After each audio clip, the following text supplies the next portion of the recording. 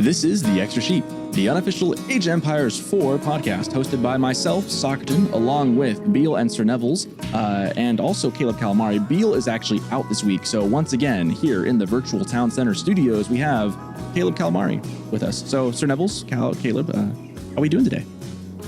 Excellent. How you doing today, sir? Doing good. Happy Father's Day to everyone whose father's listening, or any of you guys. Happy Fathers to your fathers. Happy Father's Day to myself, with my two little ones running around somewhere. Caleb, how you doing, man? I'm doing good. I want to thank Brandon for switching shifts with me. That was great. I can be on. Oh, shout out Brandon. To Brandon for shout out to Brandon. Wherever he is. We appreciate you, Brandon. He said he was going to listen in this week, so I'm kind of hoping he'll hear the show. Oh, that's crazy. That's what's up. Well, Brandon, we appreciate you giving us our CalerbCalamari back, because this was a good week, because Beal had something pop up and was busy this week, and we excuse him, of course. And I was actually really happy last night looking at getting the outline ready and stuff and looking at things when I saw that he was going to be out and then Caleb was going to be in. I was like, oh, sweet. I don't have to worry about, being down a guy. We've always got our golden trio. Oh, yeah. Bill, part-timer Bill. Part-timer Bill. Start calling. That's me. I'm just playing. No, that's my guy. Legit. Sometimes I feel like Beal doesn't always talk as much as Sir Nevels does. We joke that Sir Nevels talks a lot. I talk a lot. Beal is like the stoic, quiet guy who just always has a good take. Like he's the rock behind all this, guys. Yeah, we need him. We need him. When we don't have him, we're sad. Although Caleb, I guess, chaos. Caleb's a good substitution. Caleb's like if Beal is like the neutral good, Caleb is like the chaotic good. Close enough, right? Close enough. Oh yeah, I love it. Right at the titles. Today's episode, guys, we of course are probably going to be talking about. You probably expect this. The new season just released. Now, at the time of recording this, it's only been live for 2 days. Yeah. Like the new season. Wait, when did it come out? Like a day or two ago, right? I believe one day, yeah. So to be honest, guys, full disclaimer, I have not really dabbled into this much at all. I've been really busy. My next couple weeks, I'm going to be all AoE. I'll be back in my normal routine. I will be diving in and I'm really excited. So I think this week we will go over the patch notes, even though we kind of went over the pup notes 2 episodes ago. We will go into the patch notes here in just a minute. And I think maybe instead of a game or anything today, I think what we'll do is we will kind of give our predictions. Obviously, we're very uninformed. I think, me and Sir Nevels will probably just be way off. I'm sure Caleb might actually get some things right. We'll do some predictions, what we think we'll see in the season, what we think will happen. Obviously, we had some predictions at the beginning of last season that didn't quite pan out. So I'll be interested to see how over the course of things go, how close we get or what our thoughts are. But that's kind of our big thing. So we could dive into that. One other thing I wanted to talk about on news before we go into the new patch and the patch notes. There were no new civs announced at the thing a week or so ago, last Saturday. Nothing about Age of Empires at all. I know, Sir Nevels, you were really excited and thinking that would be the time. That was not announced. And there was a lot of doom and gloom on Reddit, which that will be on a discussion topic after the break as well, is the doom and gloom surrounding this game by some of the fans. Have been very fascinating to see. Well, I'll come out first really quick. I was a little bit overzealous with my prediction of New Civilization. I was so confident. I was like, oh, dude, don't worry. We're getting them. But when you think about it, it actually makes a lot of sense. I seen somebody, I never knew my source. I think it was on Reddit. But I seen somebody say that, it actually makes sense. First of all, I got my dates confused. I thought that the last civs were announced during the Xbox showcase last year, which they were not. They were actually announced during Gamescom in August, which makes sense. That makes sense, actually, because someone actually pointed out that, this Microsoft showcase is kind of a lot for Microsoft pushing their Game Pass and their, their big hitters that with their new deals, the new studios they've opened up with, Bethesda and all that. That's kind of where the Xbox showcase is announced. Whereas Game Pass, we all know that RTS is a lot more. So it's a lot more popular in Western Europe, Germany, and that makes more sense for them to do because there was no RTS information. There was no Age of Mythology. There was no console for AoE 4. Nothing announced. Nothing RTS related whatsoever. So it makes more sense that going towards Gamescom in Germany, that's when they break out the RTS. For all the RTS fans, new civs. I agree. everything like that, which makes more sense. So yeah, I did kind of misfire on my pick for Xbox Showcase because I was completely wrong. There was nothing. Sir Nevels' apology YouTube video is incoming. He's working on it now. Full face cam reveal, everything, man. breaking down on camera. There has actually, I had some people saying like, oh, when are we going to do like I've had a lot of people ask like, oh, what about like a live streamed episode of this? Like, should I stream this? Like, I think Caleb mentioned it. I've had a lot of people actually go like, what about a live streamed podcast episode or like YouTube videos with the video?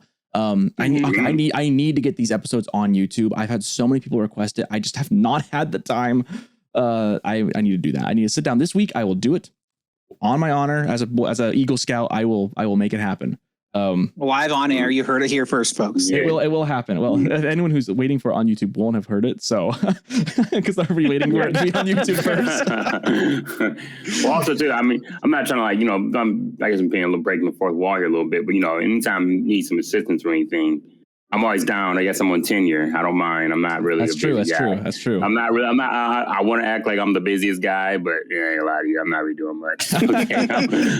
That's a nice way of saying Sir Nevels needs to get a life. Yeah, I need to find something to do. I guess I go out and get some sun. I don't know. We'll figure it out. Touch some grass. touch a little grass. Exactly. We'll figure it out. Although I know I am going to see a new Spider movie tonight. Oh, nice. The Spider-Man movie? Okay. I know we're on topic. I won't give any major spoilers here, so if you're worried about that, don't worry. Sir. I will say the only thing I'll say is expect it to be a 2-part thing. Okay, yeah, I've heard that. Yeah, I'll do. Go in with that expectation that the story will not end. That it will be not like a massive cliffhanger, but like the story is going to end with a to be continued. Like it will be a 2-part thing, and I actually am okay with that. Besides that, I loved it, dude. I love Miles Morales as a character. I think I love the visuals of that movie are phenomenal. As a video guy myself, awesome movie. It's one of my favorite. I've kind of fallen off the Marvel bandwagon overall. Ever since Endgame, I've just kind of lost interest. I've grown up. I grew up with them as a teenager. I've gotten a little older. Frankly, as an adult, I'm just kind of like, they all feel very similar. Like I just losing interest. I really like Tom Holland as Spider-Man, but man, Into the Spider-Verse blew me away when it came out. And this other one was, met every expectation I had for it. Was funny, was artistic, was emotional. It's a good movie. I think I'm really excited for you. It's a good movie. Anyways, that's completely off topic. Yeah, completely off topic. I'm back. We're back. It's one of those days. Other news, before we dive into the patch notes, I did want to mention that for the podcast, anyways, I have been thinking about doing merchandise. I am now that I just want to just full disclosure. Everyone who's been listening probably knows I've been really busy with having a new baby in the family. My mom came out from Germany for the first time in a couple of years in a while to come visit. So if that was the first time I've seen her in a couple of years, the last 2 weeks for me, especially very busy. Last month's been busy. I haven't been, not that I'm phoning this in, but I've been very, very occupied trying to be a put together adult. It's not been easy. That said, the next couple of weeks are going to be clean, smooth sailing. So I should have tons of time to put into getting maybe a guest star on here. I know we've got a couple people who we've been eyeing at. I know there's some people have been floating ideas of who might be a good guest star on the show. We interviewed Tim, who was kind of a shoo-in. We already kind of knew him.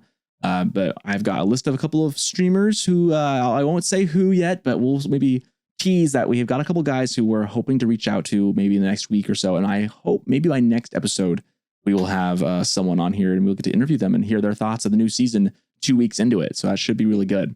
And then I am trying to do some merchandise stuff as well. I've heard that might be something people might be interested in. I need to sit down and see what the money metrics would be for that. I'd like to do it. I think, frankly, I just want a nice sweatshirt that says, got my little logo on it that my wife and I worked on for this podcast. I'd buy one. Okay. If there's interest, I'm happy to make that happen. I need to look into some of the specifics and if I need to actually set up a shop and business license. There's a couple of things like I just gotta do to make that legal.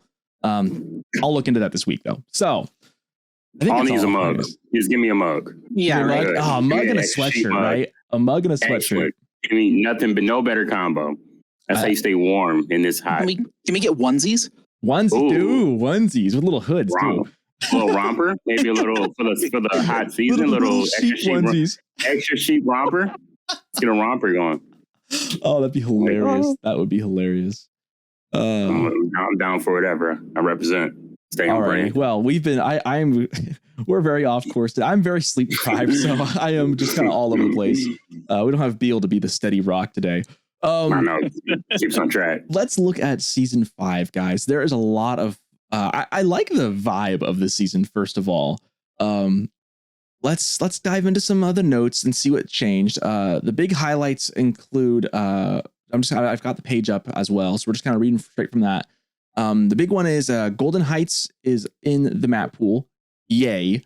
Migration, nice. I haven't looked at, and I was right before I hopped on, you guys were just bashing Volcanic Island. Yeah. Can you guys describe what the map looks like for those who maybe don't know yet? Well, so if you look at the splash art, I don't know what else to call it. It indicates that there's islands with stone and water surrounding them, and that is going to be a water map. There's like no reasonable water to ever go for on this map, unless you're really, really lucky with a janky spawn. Like we were looking at it like right before the show started, man, and we were just looking at how many, like, there's some ponds in the map that literally, say for example, you want to like go for a fast dock, you could dock it, and then there's absolutely zero fish on it. Yeah, zero. Zero fish, like not even deep sea or shoreline. Maybe one shoreline in the top corner. Like what? And then you can't even like move. Basically, our biggest complaint we were having is that, like, when you look at it, it looks like a really fancy, cool continental, where like there's a center land, and then all around surrounding is water. It's like, okay, cool, we can work with that. We've kind of been unused to it. And then once you spawn in, it's like these little like dehydrated patches. Like it's almost like somebody who's going bald who doesn't want to get rid of it. Like it's just like it's a little patchwork. All those trying to grow. It's like continental that's like trying to grow a beard. It's like it's hard. It's like weird. Like literally, it's like it's a failed attempt. I'm not trying to be that guy. I mean, it's interesting. It's kind of cool in its own way.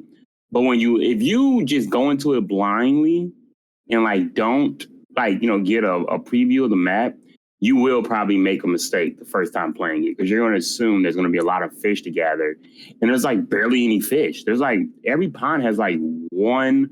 Some ponds have zero deep fish water, and then another one will have like just one maybe shoreline fish or maybe one deep sea fish.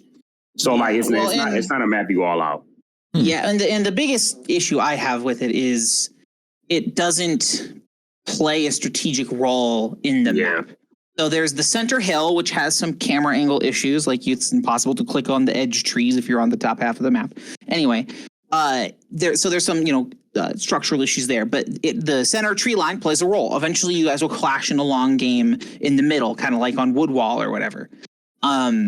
But the water, there's even, depending on the spawn, there's even certain maps where you can't even circumvent the map on water. So like you run your boats to one side and you're stuck in a hole, and you can't do anything. So it's not even an island. Interesting. It's not even like a true island. I think that might just be spawn dependent, but I've seen it twice. And so you can't even use the water to like, I'm going to sneak around and get onto his backside like you can on Continental or whatever. You know what I mean? It doesn't add anything to the map. It just feels like it's there to make the map look unique, and then it just doesn't play unique. I feel like that would almost be enticing to some people who want water on their map but don't actually want water on their map. But like, but why? If you're not, that's the real question. Like, sure, it looks cool, but am I playing a competitive RTS because I like the aesthetic of the map I'm playing on, or am I playing it because I like the strategic additions that the different land types add? You know what I mean? Mm-hmm.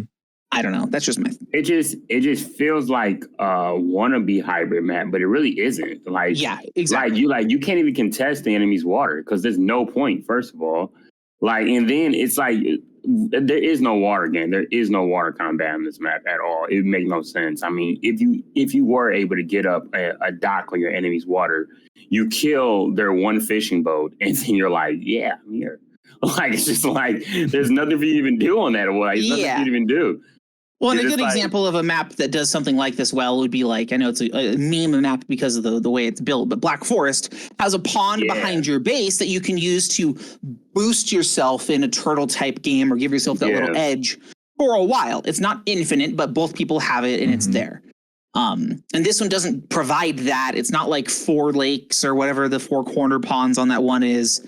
It's not like those, and it's not a full bore water map like Boulder Bay or whatever. It's kind of this not quite hybrid, and so why have it?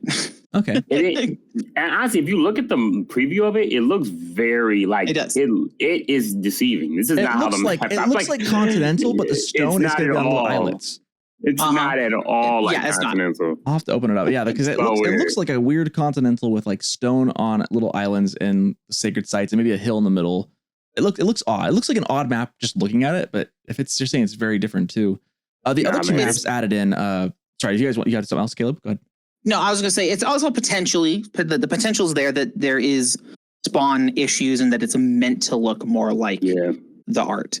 I know there have been some spawn issues before, so that's a potential explanation. But right now, right now it's a catfish. It's a complete catfish. Catfish. Lures you in. You're like, oh, this is look at this, and then you spawn in there, and you're like, this is not. And that's just asking for your credit card information. Exactly. And they start paying all the money, and they say they're going to visit you, and then they don't. And it's just so many layovers, time and time again. You're like, wait a minute, now maybe like, oh, I missed my flight again. Like, oh man, rough. The other maps added in. I know we already mentioned Golden Heights, and we were very excited about that. I think I don't think there's anything else we can talk about on that one. It's just good addition. I'm really excited they did that. Hopefully, other maps that have a similar journey will be added in as well. You know, other maps that were crafted by a community member, and then maybe they just add them in. I think that's what will keep this game alive for a long time. I do want to talk about the other map, which I think is actually not too bad. Migration. For those who don't know, this map is basically you start out on a small little island, and there's a big island in the middle, and then you start on, each player starts on their own little island off of that. So basically, the idea is migration being you have to eventually leave and go send some villagers on the mainland and build up a base on the main island. Now, the cool thing about this one is that I think as a map, it's a cool concept for one. I think where this will really shine is going to be on free-for-alls, like big multiplayer free-for-alls. Yeah, I think that's actually a really good hot take on that. That's honestly, when I look at this map, I would honestly prefer it more than Volcanic Island. This map actually looks like for example, it just looks like, from a spectator's point of view, just so much could be possibly going on. I mean, you spawn safe. So like that whole, like the Dark Age is pretty much not a thing, you know, because you can't harass your enemy at all. But then you got, you obviously go water, build a dock, and then you guys got to meet up and set these like proxy bases up in the center. And it's almost like you got a home base, but then the battlefield's in the center. And you got water combat around. I feel like there's a lot. It's like a better Warring Islands, right? Because Warring Islands is you're on your own island for long enough. You're on your island for long enough, and then it's whoever builds a bigger naval fleet wins. Whereas this game, I feel like initially your island you start off is good enough for Dark Age probably. Then you've got to get off come Feudal Age and get onto the main island. And I think that it'll be a nice hybrid in that there will be battles for the middle island, because your small islands at home aren't where your main base is going to be on both, which is, I think, a far more interesting battle. I'm excited for this map. This is one I'm excited to dive into. I think free-for-alls with like 4+ players would be awesome to see, because I mean, a lot of the free-for-alls are very wacky with like mega random, and it really kind of depends on the spawn. I think this will be interesting to see who can branch out the best. I think there'll be a kind of a specific build order for this too. I'm excited to see how people adapt on this map. I'm excited for this one. This one's kind of neat. And there's sacred sites, gold, all the main things that the resources are on the main island.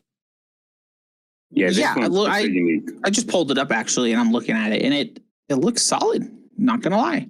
I mean, it's a water map, but the areas for the crossings, you could put defensive structures and cover most of the crossings from the middle island. That's what like the outer edges are pretty small, and so you could definitely pseudo wall off with a tower or a castle or something like that. It looks like a really solid map, and I think Socerton hit the nail on the head. This is going to be super, super cool for like the free-for-alls or big team game stuff like that, because I think everybody's going to get their own little island, and which makes them vulnerable to attack and hard for your allies to help out. And ultimately, it might turn into a water war. But I think there's enough stuff on the middle. If you got built a landmark on the middle island, like you couldn't just be wiped off. I think this has got a ton of potential. Also, in particular, the wood is not super prevalent on your own island. There's some, but there's not enough to sustain long term, and so you have to go to the middle. I like that. You have to continue the water game. This is solid. Here's a question, actually. It just make me wonder for Mongols and their movable TCs and moving buildings. Can Mongols move their buildings into like if their buildings just stuck on whatever island they're on? Yeah, I believe so. I don't think they can. Can you put a Mongol like landmark inside of a transport? I don't think you shouldn't be able to, right? I will. But you can't. I You're have stuck the game wherever, up. I'll see. You're stuck wherever you're at, though, right? So like wherever you build that landmark. I mean, obviously for most civs, wherever you build it, it's where you build it. But for Mongols, like you can't really. How move dare they be like everybody else? That's kind of a nerf to Mongols a little bit, I think, right? Like that wouldn't be as effective because you can't move your crap around like they normally do. Yeah, so I just loaded up migration into a little custom game I'm looking at right now, revealed. This map's pretty, I guess cool. Like it's pretty cool. Like just hypothetically, how it could work.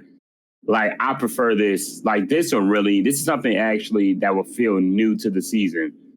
Like I kind of feel like sometimes developers get a little nervous putting maps like this in the map pool because they are afraid of negative feedback. Because, but like this right here would have really changed up. Like, a whole new game style needs to be developed, like new build orders, everything. Because this is actually a very unique map. Well, like it comes like a better Warring Islands. Literally, you got your own little spawn, which has very minimum resources. And really the real meat and potatoes right here in the center. So that's really where most of the fighting is going to begin. But you can also have fighting on naval, fishing. It's just a lot that can happen. Multiple ways to play this map. And I think that's why it would actually be pretty good. But it's not in the ranked map pool. They put Volcanic Island instead. But they put the garbage one in there instead. They put Volcanic Island in there instead. And the patch note says that people loved Golden Heights and Volcanic Island so much they're bringing it directly into the pool. So I must not have been part of that. Really? I guess. I don't. Like word for word, that's your feedback in action. We listened to lots of community feedback during the last public update preview and have implemented changes to our map rotation from what was previewed in the pup. Notably, we heard you love the new maps in bold, Golden Heights and Volcanic Island so much we're bringing them directly into the pool. So I don't know if that's just that Golden Heights was so hyped that Volcanic Island's like riding on the coattails, or if people genuinely like it. And maybe we're just completely off kilter on what people like about this map. Maybe I was right in that the fact that it's not a true water map is why people like it. Yeah, maybe. The map would be better. Maybe if it just, I feel like it needs to be some type of patch to this map. But like, I feel like just make the water have fish in it, and then it'll be a little bit better. Like, there's no fish in the water. That's what the one thing that's getting me. There's no fish on the map. What's the point? You're gonna go. It's almost like what Caleb said. It's like you don't play for aesthetic. We do, but like you don't blow the map up and like it because it looks good. Like it just like. There's got to be a purpose for it, where I don't think Volcanic Island's really serving its purpose at the moment. There's a couple other things I really want to talk about here. Also, this is the 1v1 ranked map pool for Season 5. We've got Boulder Bay, Dry Arabia, Golden Heights, Hideout, High View, Hillendale, Marshland, The Pit, and Volcanic Island. To be honest, there's a number of these I don't love, for 1v1 ranked especially. I'm looking at I don't love Boulder Bay very much. I don't love, I guess for 1v1 it's not the worst, but I don't love it. I don't love I just hate Hideout, so I just don't like Hideout. I don't like Hideout either. Me neither. I don't mind the others too much though. Maybe I'll see what I like about Volcanic Island. One thing interesting though is that with this season being kind of like their whole theme for it's kind of like map monsters and like the wild man, kind of a cool little thing where like there's a little sea monster, and my extra sheep talks about this thing a little bit, and basically if you send like a villager or a fishing ship to it, it blesses like one of those to inspire them permanently to be faster at gathering rate. So it's nothing too crazy, but kind of a fun little like mini game if you find it. And they're including the map monsters in Boulder Bay, Marshland, and on team games. Yeah, Marshland and map monsters. They're in team games for some of the maps as well. So that's kind of interesting. Solo ranked. I think solo ranked too. On solo ranked, yeah. Yeah, that is what people were really surprised about.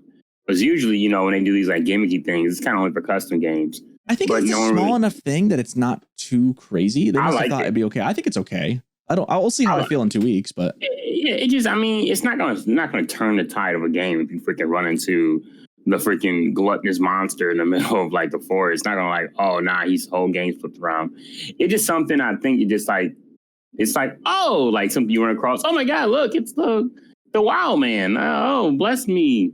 And they walk back to their village and they like have a little bit higher.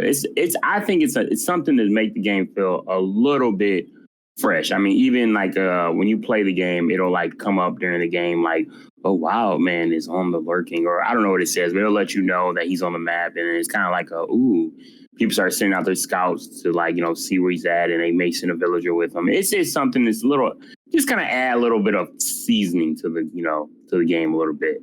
Mm. So I will add a counterpoint. Okay. So in competitive games, specifically in a competitive format like a ranked format, adding things for giggles is generally not good practice. Because you want those games to be as stable as you can with as little jank as possible, for lack of a better word. Mm-hmm. That's a technical term, jank. It's in there. Don't worry. It's in the patch notes. I read it. Oh yeah. But it's generally just not good practice to do that kind of thing. You can add that kind of stuff for casual play.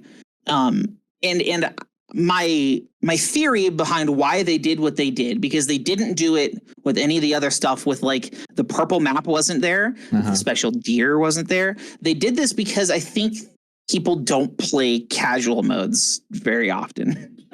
Possibly, yeah. I do a lot when I'm not filling up for ranked, but that's we sure, talked about that last time a bit.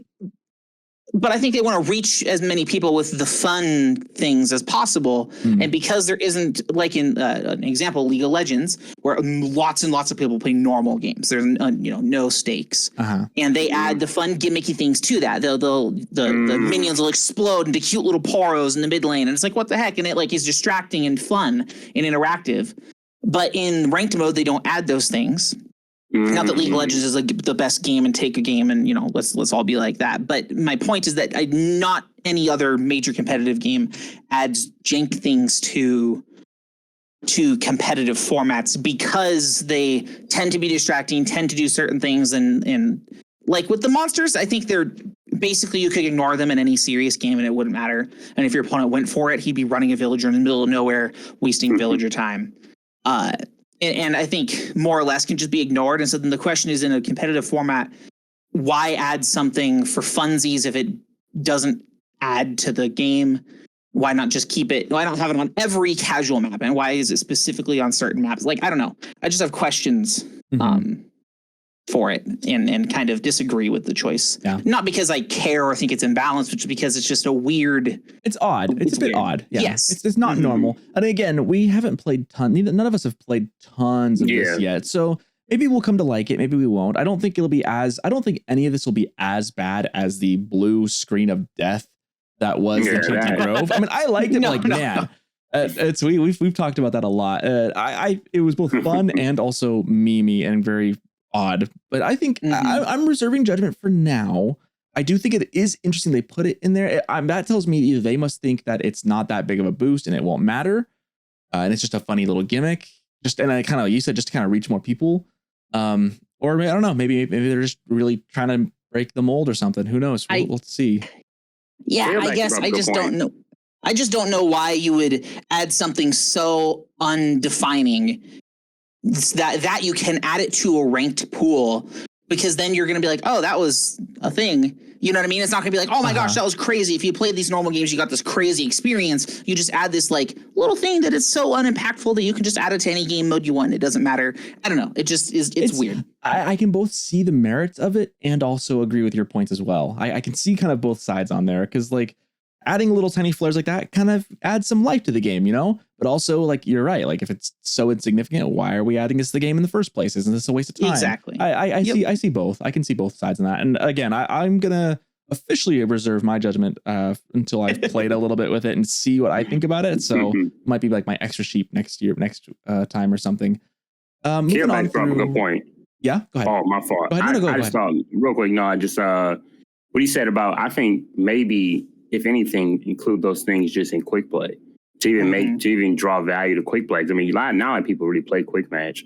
At least I don't know. Like now, anybody of quick match is kind of reserved for the more casual players. So, just to give quick back some type of value in general, like, add, the fun gimmicky stuff and, the challenge, even the weird biomes and the, enchanted grove deer and wild man and turtle dragon and all that stuff like that. That's probably that appeases to the more casual audience, whereas ranked players, people are trying to hit that ladder and they're trying to, they literally this man put on deodorant after every game because they're just so like that shower after every game. Yeah, every game, and they're like, "Yo, give me a minute there." Actually, I agree with Caleb because I like it, but like you said, like that's not ranked. Putting it in ranked is actually kind of strange on how you compare League of Legends. Well, it's only on like the water maps too. So it's weird. It's weird. It is kind of odd. Maybe just we probably need we're not used to. I mean, the game's been out for a year, and this type of things have never been around, so we're not really used to it. But I'll hit more on this later. But I think the developers trying to find a way to keep the attention of their audience without because not. After a while, people get really burned out of just trying to grind the ladder. And I see that. And that's kind of that's kind of my thought is that they're trying to keep the game spicy. Because I think we on this very podcast had said that, the weird season things about the Enchanted Grove was kind of fun, but it wasn't really impactful. Yeah. And I wonder if this is them trying to be like, well, we're going to make it more impactful for better or worse. I have a very hot take on the topic later. I believe that's probably where they're thinking. Yeah. Moving on through the patch notes here, Empire Wars is a new game mode in the game. I just want to read this. We've talked about it a little bit. There's a couple things on the actual patch notes. Now that we actually have like official patch notes, let me read through some of this. Empire Wars is a new quick to action game mode for Age of Empires 4. Players start their game with a burgeoning empire. Ooh, big words here, burgeoning. I like it. Oh, nice. Ready to dive into combat or advance to the next age. Available in custom and skirmish games, the player starts with a variety of buildings alongside a distribution of working villagers, which creates a foothold on the map for players to expand from. Villagers will already be busy working farms, chopping trees, and mining gold and stone. Empire Wars has the same win conditions as the standard game mode and is available on all maps. No starting town is the same. Will your empire prevail? That's pretty good. That last line, actually, no starting town is the same. That makes me kind of want, like, obviously they've already said that these towns will be built to the strengths of civilization. But I'm curious as to like what different build orders will it have ready to go? What are the starting? There's just so many questions I have. I'm going to need to really dive into it this next week or two and see how I feel about it. I'm kind of excited about this. I think this could be because I was thinking one of the reasons I didn't play last night was I didn't have enough time. I was telling you guys this before we started streaming or recording, was that I didn't really have enough. Or maybe I was telling my wife this. I forget. But like I was going to sit down and play. I was telling my wife that's what it was. I was going to play Age of Empires last night, but I didn't feel like I had enough time because a game can last, 20 minutes and be good, or it can go an hour and 10 minutes. And I didn't really know what it was going to be. And so I actually didn't play because I was worried I would get stuck into an hour-long slog. Whereas my other game I play, baseball, I can just 30 minutes in and out, I'm done. I know that'll be my time frame. So this seems like a nice way to kind of potentially have a quicker game and maybe be in and out faster. I'm curious how long the game times for Empire Wars will be. Yeah, I think obviously it's a takeaway from Age of Empires 2. They do keep doing that, whether it's stealing maps or stealing nomad game modes. Hey, if it ain't broke, don't fix it. No, I don't disagree. I just think that I don't know. On a side tidbit, are you trying to be your own game or are you trying to be updated in Age of Empires 2? Anyway, I think that's a great topic. That's a great discussion. We could talk about that all day. I wanted to say it. I didn't want to hang on it. But I think for this game, I think it's a decent change to eliminate the slogs. But I do think it also, because of the way they've created the game, eliminates Dark Age tower rushes. Like, you know what I mean? It does hurt certain portions of certain civs because they were designed with Dark Age in mind. And so I think that new strategies and new things can develop from this, and it can be, EGC TV can run a tournament using Empire Wars on one of their legs and get tons of feedback on Reddit for it. But I think that it's a good addition. I just think that it does fundamentally hurt the game because it's so asymmetric that certain civs rely on those certain things. Now I haven't booted it up, so I don't know. Maybe the Malians start with 2 gold mines mining. Like, I don't know, but I theoretically it's a difficult one to get correctly balanced, I guess is my thought. I think it's actually, I think, okay, like I look at it right here, I think it's a pretty good addition to the game. Because, okay, like how you say, AoE 2, we're just copying AoE 2, but honestly, truly, like how I look at it right here, it's like AoE 2 is like the big brother. And we're like the little brother trying to fight for the controller. We're trying to fight the controller. Like, he's like, get out of my room. We're like, come on, please let us in. We want to play. But like, it's like, that's kind of how it is though. But like, I mean, this game mode has found a lot of success in AoE 2.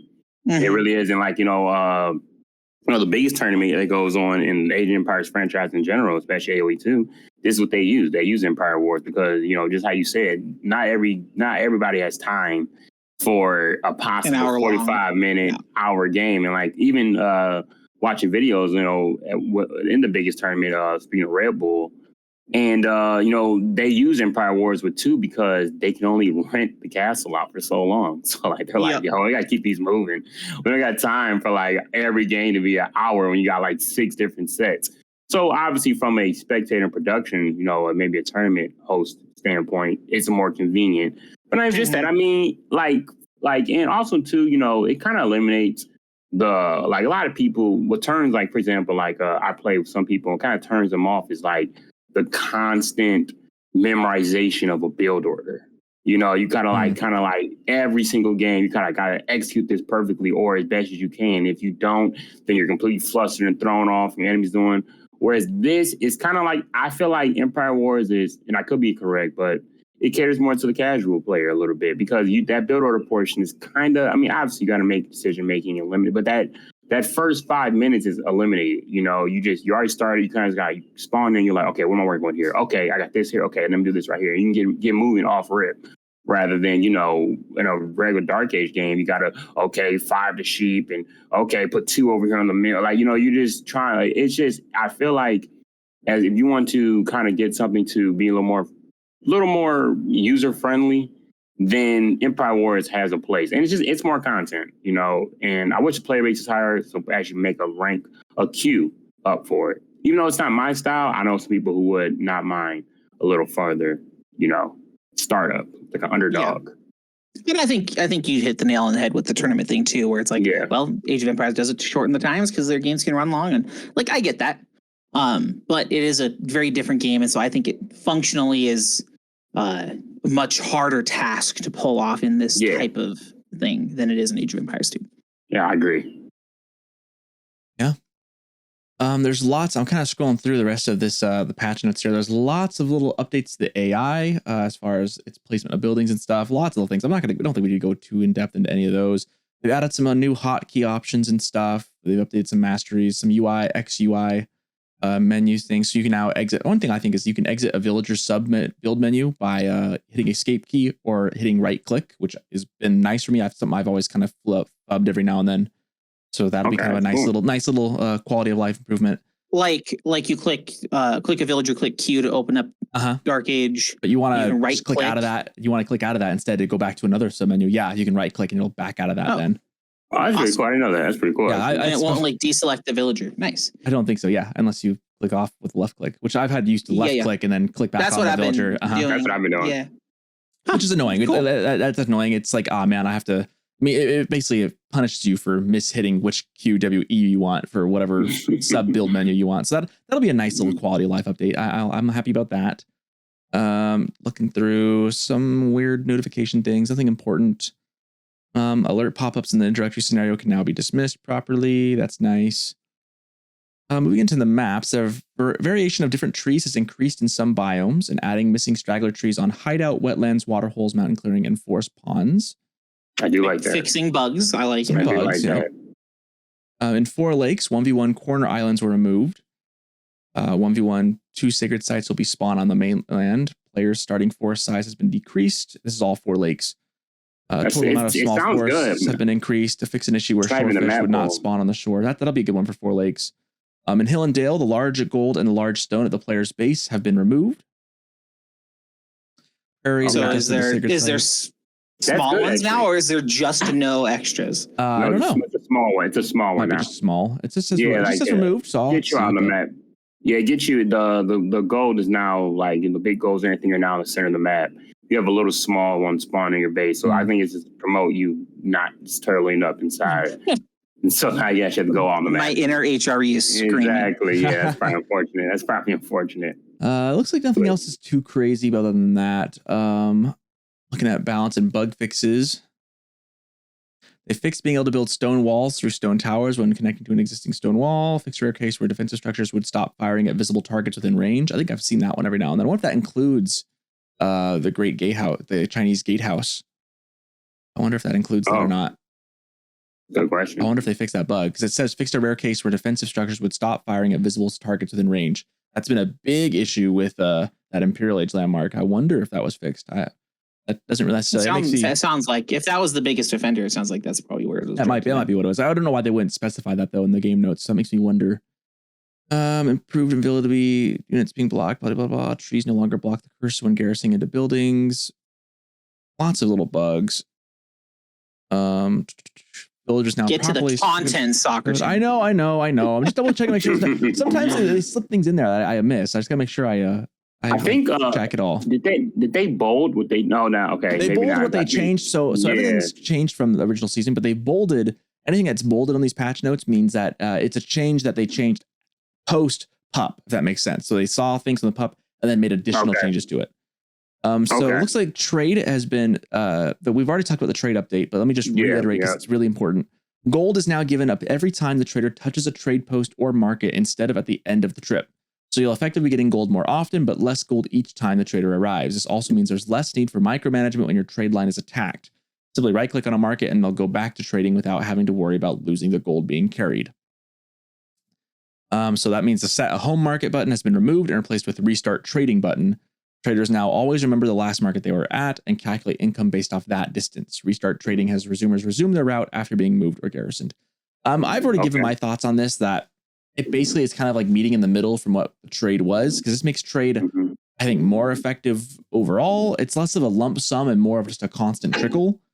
I think trade's still really good. I feel like the trade meta is kind of dying down anyways overall. Or maybe people just don't do it because it's kind of lousy. We'll see if this makes enough of a change to really stop that being so dominant. I don't know. I think gone will be the days of like early like feudal trading, rushing into castle with tons of resources. I think that'll be more or less died down. That's a Socerton prediction on my end. I think that'll be somewhat capped down, but not as much as maybe some people would hope. I think it's a good change. I kind of like it. I mean, it's something that's going to like break trade, but like me and Caleb were talking about it before the podcast. We basically were just saying that it's almost like getting paid weekly rather than bi-weekly. Yeah. Like it's like, because that with the trade, the biggest thing about that was like you just got like a massive like surge off top to your trade, I believe. Like, and with this one, you can just over time, and you basically, it's more of a gradual climb rather than like a big boost.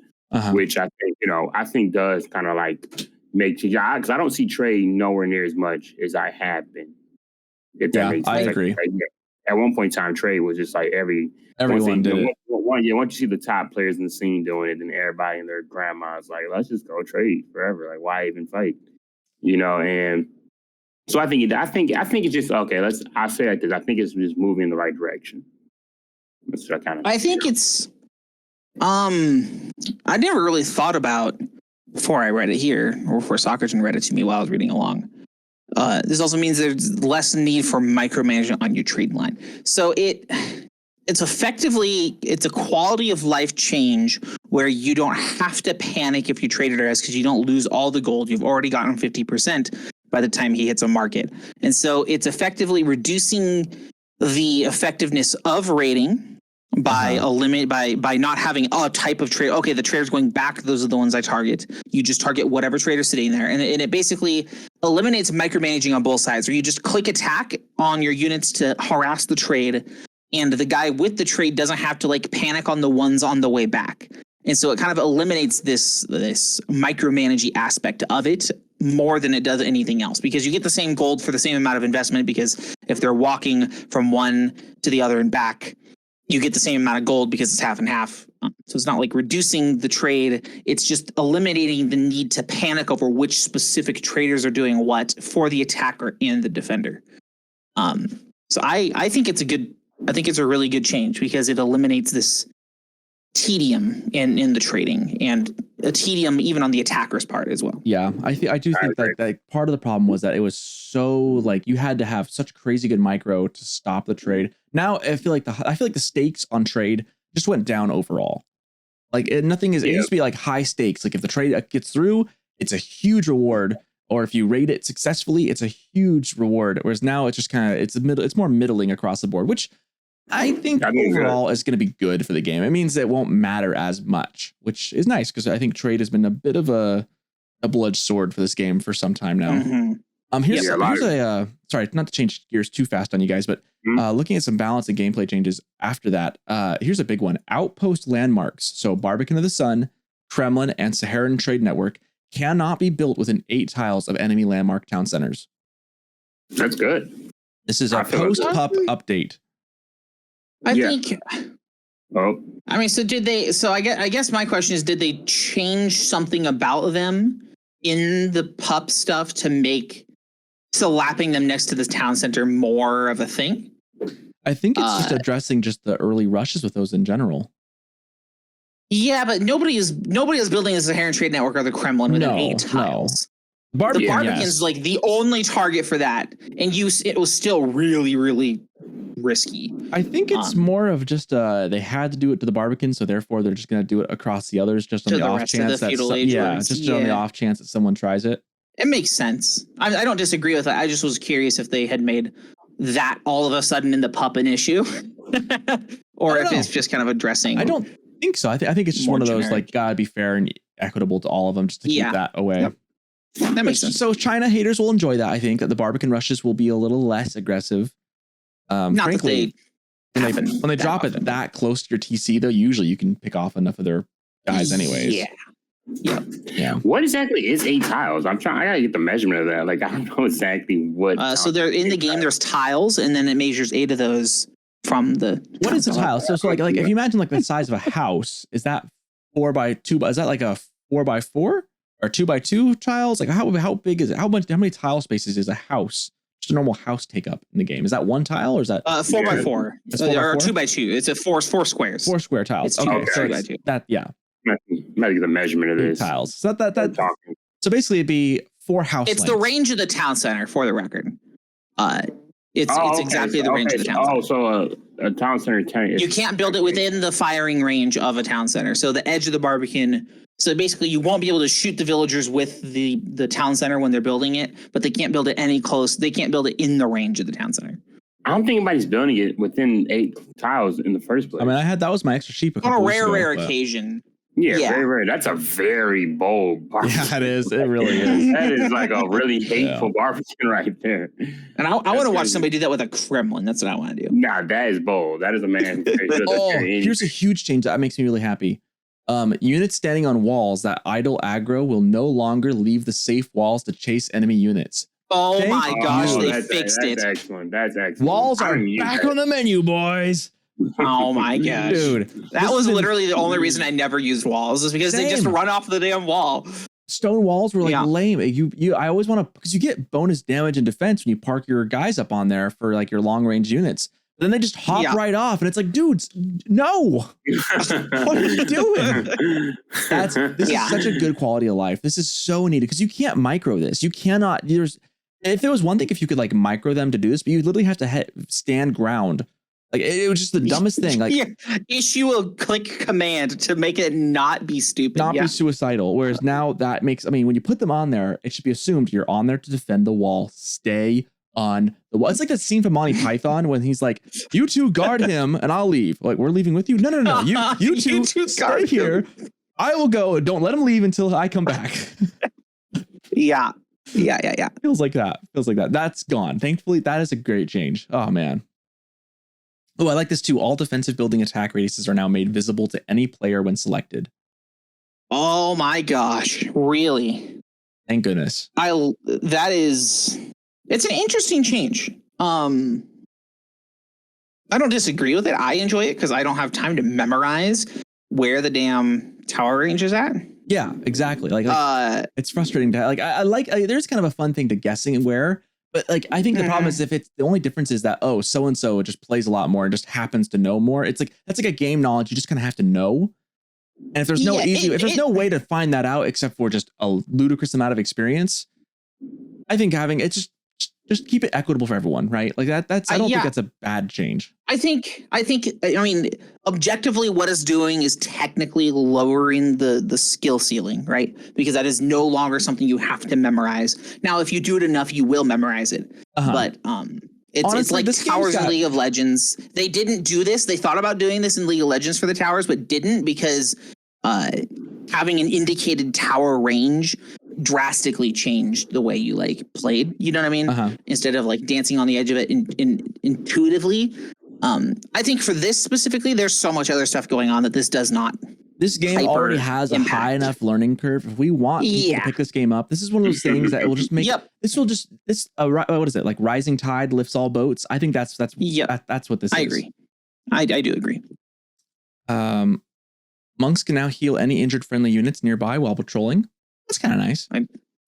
They weren't doing that before? When the monks are on a patrol command, they'll heal? Or monks can now heal any injured friendly units nearby while patrolling. So they'll heal and walk at the same time? I don't know. That's what I'm wondering. I'm like, or is it friendly units while patrolling? What is the direct object here, guys? I don't know. Yeah, so that's my question. Are the units running by and they're healing them? Because I feel like that was also should have been happening before. I thought it was happening. I guess I'm the one. Or are the monks doing like drive-by healing? And you can like patrol command. I think here's my I'm getting the grid. So there's no commas in this sentence. I think it says monks can now heal any injured friendly units nearby while patrolling. If it was a comma, if it was comma while patrolling, it would be the monks. Because it's not, that implies that while patrolling is the thing that a modifier to injured friendly units. So I think wouldn't the monks still chase people down though to heal them? That's what I don't understand. Was it not doing that before? I think not. Maybe they don't chase down anymore. Maybe it's just that like a bug on the patrol command. Yeah, maybe maybe the patrol had a bug or something like that. We'll have to play around with this in a bit to see, but interesting. That's not terribly clear, but naval updates. Everybody's excited about these. Naval updates. Armored hull technology. No one cares about. Naval ships under attack. Move orders will now continue along the shortest path to their destination after destroying a target. Arrow ships now target the center of enemy ships correctly. This improves the arrow visuals and communicates when they hit or miss better. Thank goodness. That has been irritating me. Sprinkled ships now properly target and shoot enemy units that are close by. I've had problems with that too, actually. Increase the sprinkled ship's bonus damage versus buildings from 45 to 55. I like this choice. And the developer note here is that when looking at this unit's damage versus a dock relative to its resource cost, the time was too long. We've increased the bonus damage to make sprinkled ships destroy all buildings faster. Woo! Make sprinkled ships great again. Sprinkled ship meta, let's go. They weren't that good. They were okay. It just took forever to target. I think the go-to was to get explosive demolition ships and do it that way because sprinkled ships just did like pinpricks. Yeah, it was just too long. They were taking forever. Whereas now won't change that drastically, but it's a fine change. It speeds it up enough. Yep. Yeah. We can go through the specific stuff. You guys want to go through that? Yeah, I mean, we can. I think the most interesting thing will be some of the units they've added. Probably, yeah. First one, looking at rather than going through camel rider shields, we can just like hit the Gulum. Yeah, the Gulum here. Man at arm unit renamed the Gulum. This fearsome warrior boasts a powerful double strike that will chew through unarmored units, but is less effective against enemy knights and men at arms. Mileage may vary. Please use your resources responsibly. It's the anti-Holy Roman Empire men at arm. The antithesis, I guess, of it, not necessarily the anti. Yeah. I think I've actually seen these. I never spawned them out myself, but I've watched a Cassie game when they were playing with the Gulams, and they're pretty effective. These guys are going to be horrible raiders. These guys are going to be raiders these will be the bane of villagers and horsemen. Yes, most definitely. Well, They're slow still. They're slow, normal men-at-arms. But I think it just gives the Abbasid a reason to build them, because the Abbasid, let's be honest, they didn't build men-at-arms. No, they really didn't. No. So I think this gives them a reason to build them, because now this is the unit you use to kill archers. You know what I mean? Mangonels, or you can build the Gulam, or spearmen, or horsemen. I like the double attack, the quick 2 attacks, like boom, boom. Like, that's kind of nice. They're fast. It's a smart change, because it reduces the damage they do to armored units, because they're getting taxed twice, but increases the overall damage. So instead of doing 12 damage, they're doing 20 damage for both hits. But that is reduced, instead of 210, it's reduced to 8 each hit. So they're technically, I guess, still doing more. Hot take. I got a hot take.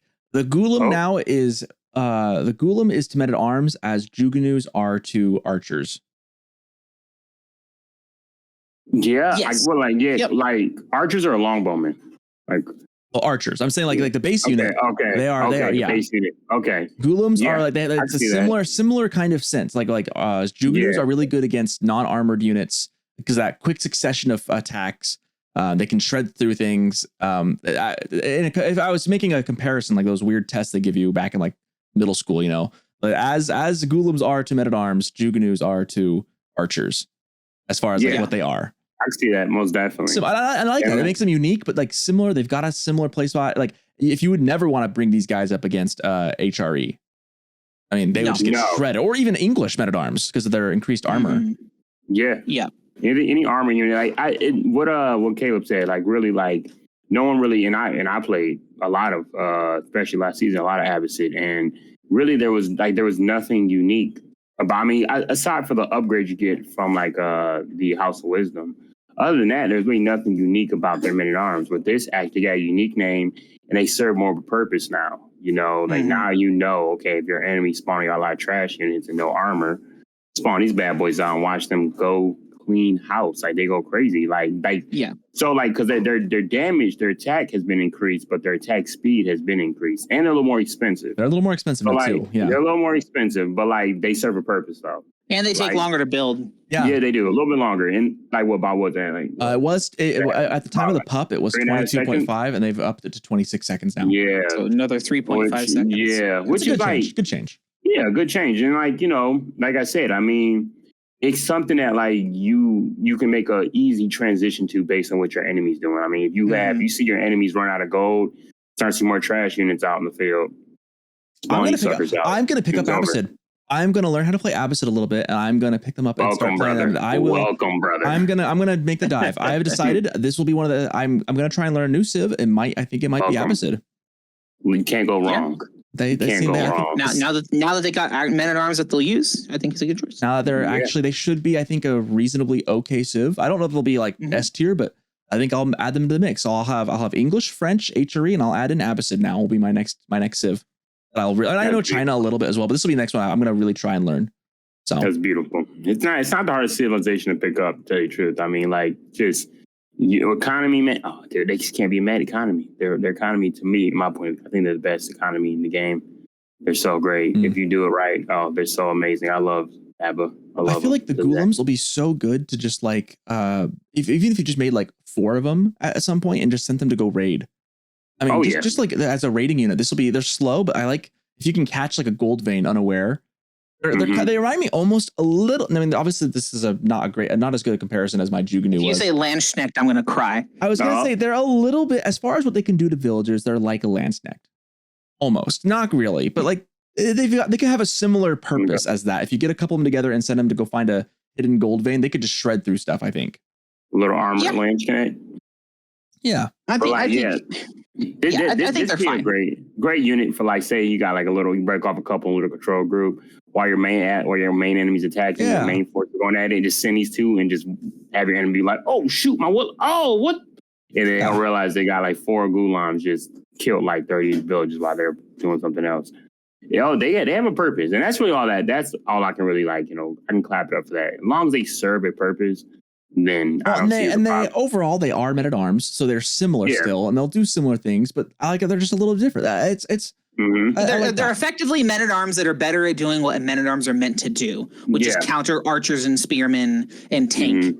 But in the bonus of getting better at what they're supposed to do, they get a little worse at what defending against heavier. Whereas like HRE men at arms are like they can just take on. They're the big tanks that can take on knights or other things, and they can play well. But they also don't lose effectiveness. These guys lose effectiveness by gaining effectiveness. The HRE gain effectiveness, but have the standard. But also that is like their premier unit too. Is the men at arms. So I like that this gives like some.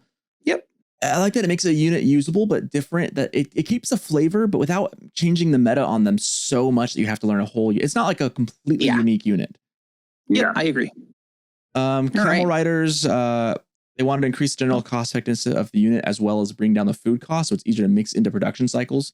So Camel Riders are cheaper, from 180 food and 60 gold to 160 food, 30 gold and 30 wood. Interesting change. The gold, this is probably one of the few units I've seen that has a gold and a wood cost. Yeah, like I think Chuganu have it too. Like this is... Yeah, that's right. Yeah. I don't know. Is this above? This like that. So 180 food, 60 gold.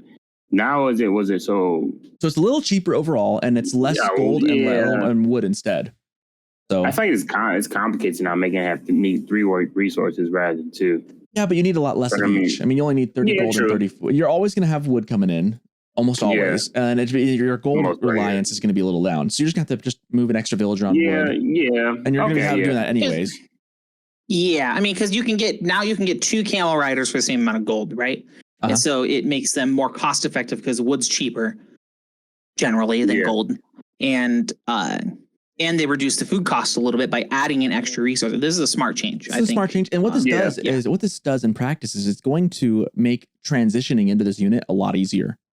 Because now you're no longer just like, I have to have a billion gold. Switch into gold. Yeah, now it's like, I've got some on gold. I've been adding some. I can go ahead and transition to it a little. It's going to make that transition a lot smoother. And I think Abbasid, frankly, as far as military could use a little more fluidity in their transitions. I feel like that's a civ that has maybe not a hard. I think that with the tower, or not tower victory, with the military wing can kind of transition easier into a military, but I think it can be kind of hard for the civ to sometimes pivot really quickly into another comp. Yeah, where some civs I think lend themselves to it easier.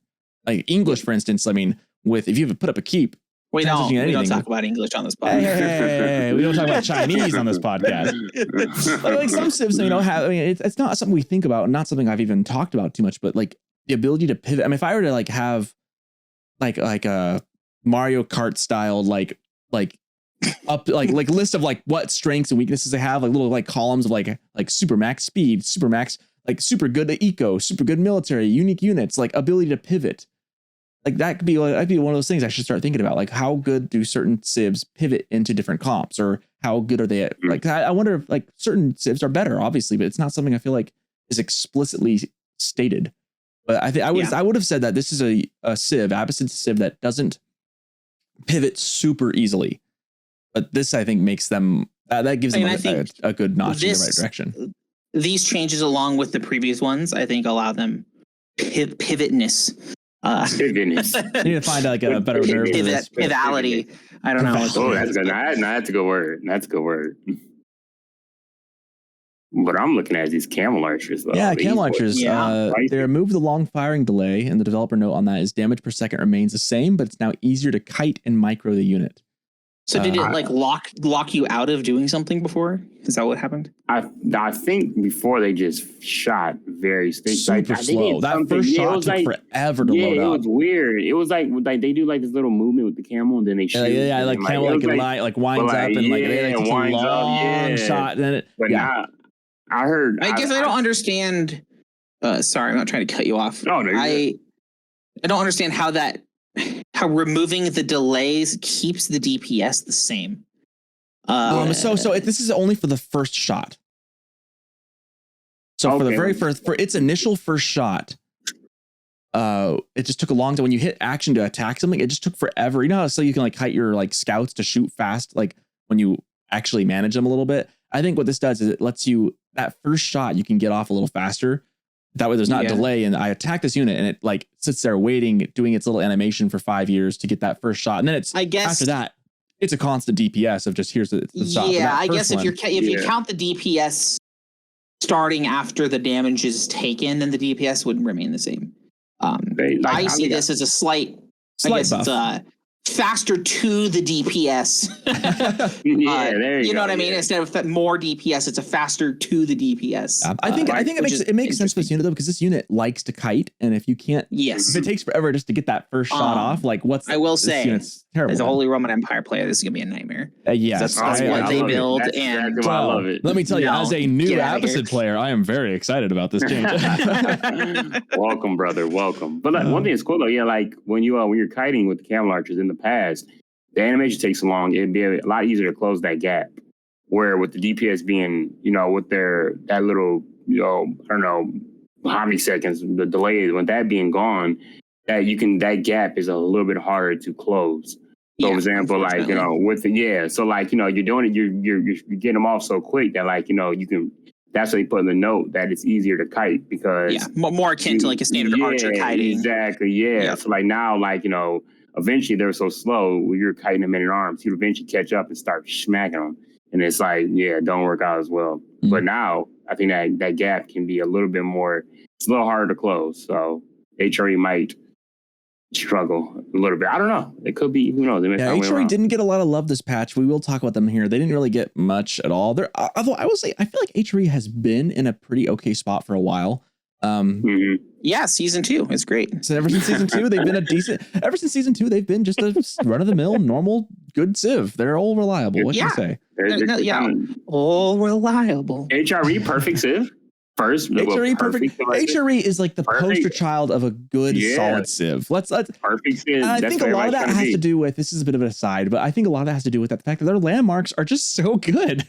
I mean, I think we've said on this podcast a couple times. I don't know if this is the case anymore with the Kremlin change, but we had said before that, at least, that HRE has across the board in general the best landmarks in the game. I can't. It's hard to argue. If I would look at my little Mario Kart stats, I think landmarks, they have like top tier marks for landmarks because they've just got a really good choice in every age. It's hard to argue with it. It really is hard to argue. I mean, like I said, Roos is coming up there, but Roos is getting there. I would say Roos is made it the Kremlin change, especially. I mean, you got two of the best landmarks in both we've talked this to death, but they're feudal landmarks. I think they've got the best choice of feudal landmarks in the game. Yeah. All right.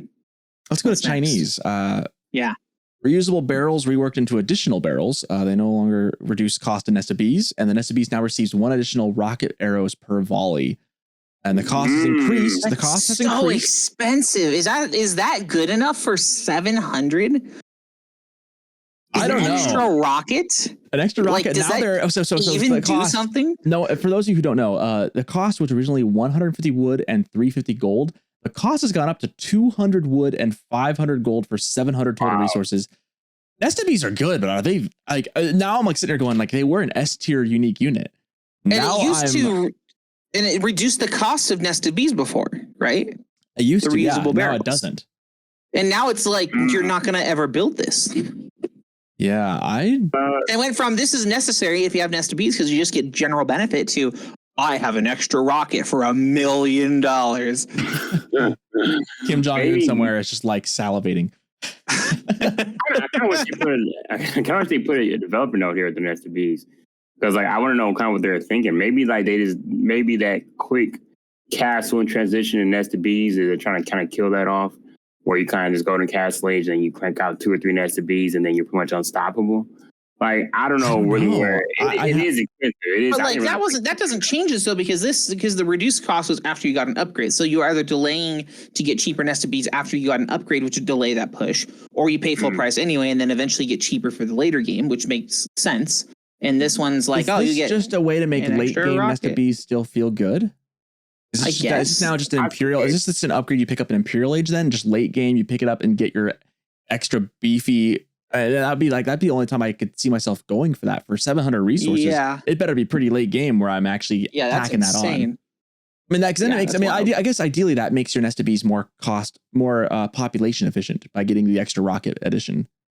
But how is it that much more DPS? I don't know. I would have to. I need to see like an agent noob to talk about that one, to be honest, because Were they firing off 2 before? Now it's 3. Like 2 rocket arrows? It was 3 before, I thought. I think now it'd be 4. Oh, it's 4?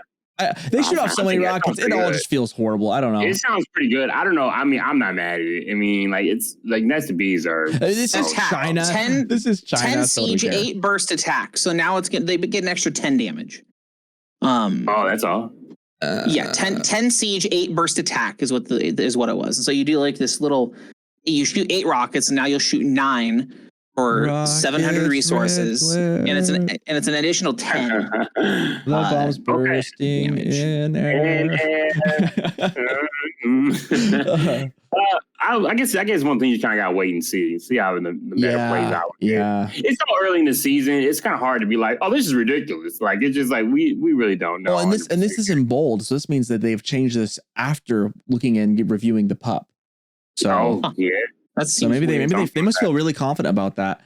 Looking at the Juganu cost has been adjusted from 20 food, 30 gold, 30 wood. This is a really smart change. 30 food, 20 gold, 30 wood. And the developer note is we want to have a higher food tax on players making Juganu, so they either have to risk going out on the map or invest food for a wolf farm transition, or invest wood for a farm transition. I like this because this will subtly nerf the or almost maybe not nerf, but like rework the way that China likes to feudal rush with these guys.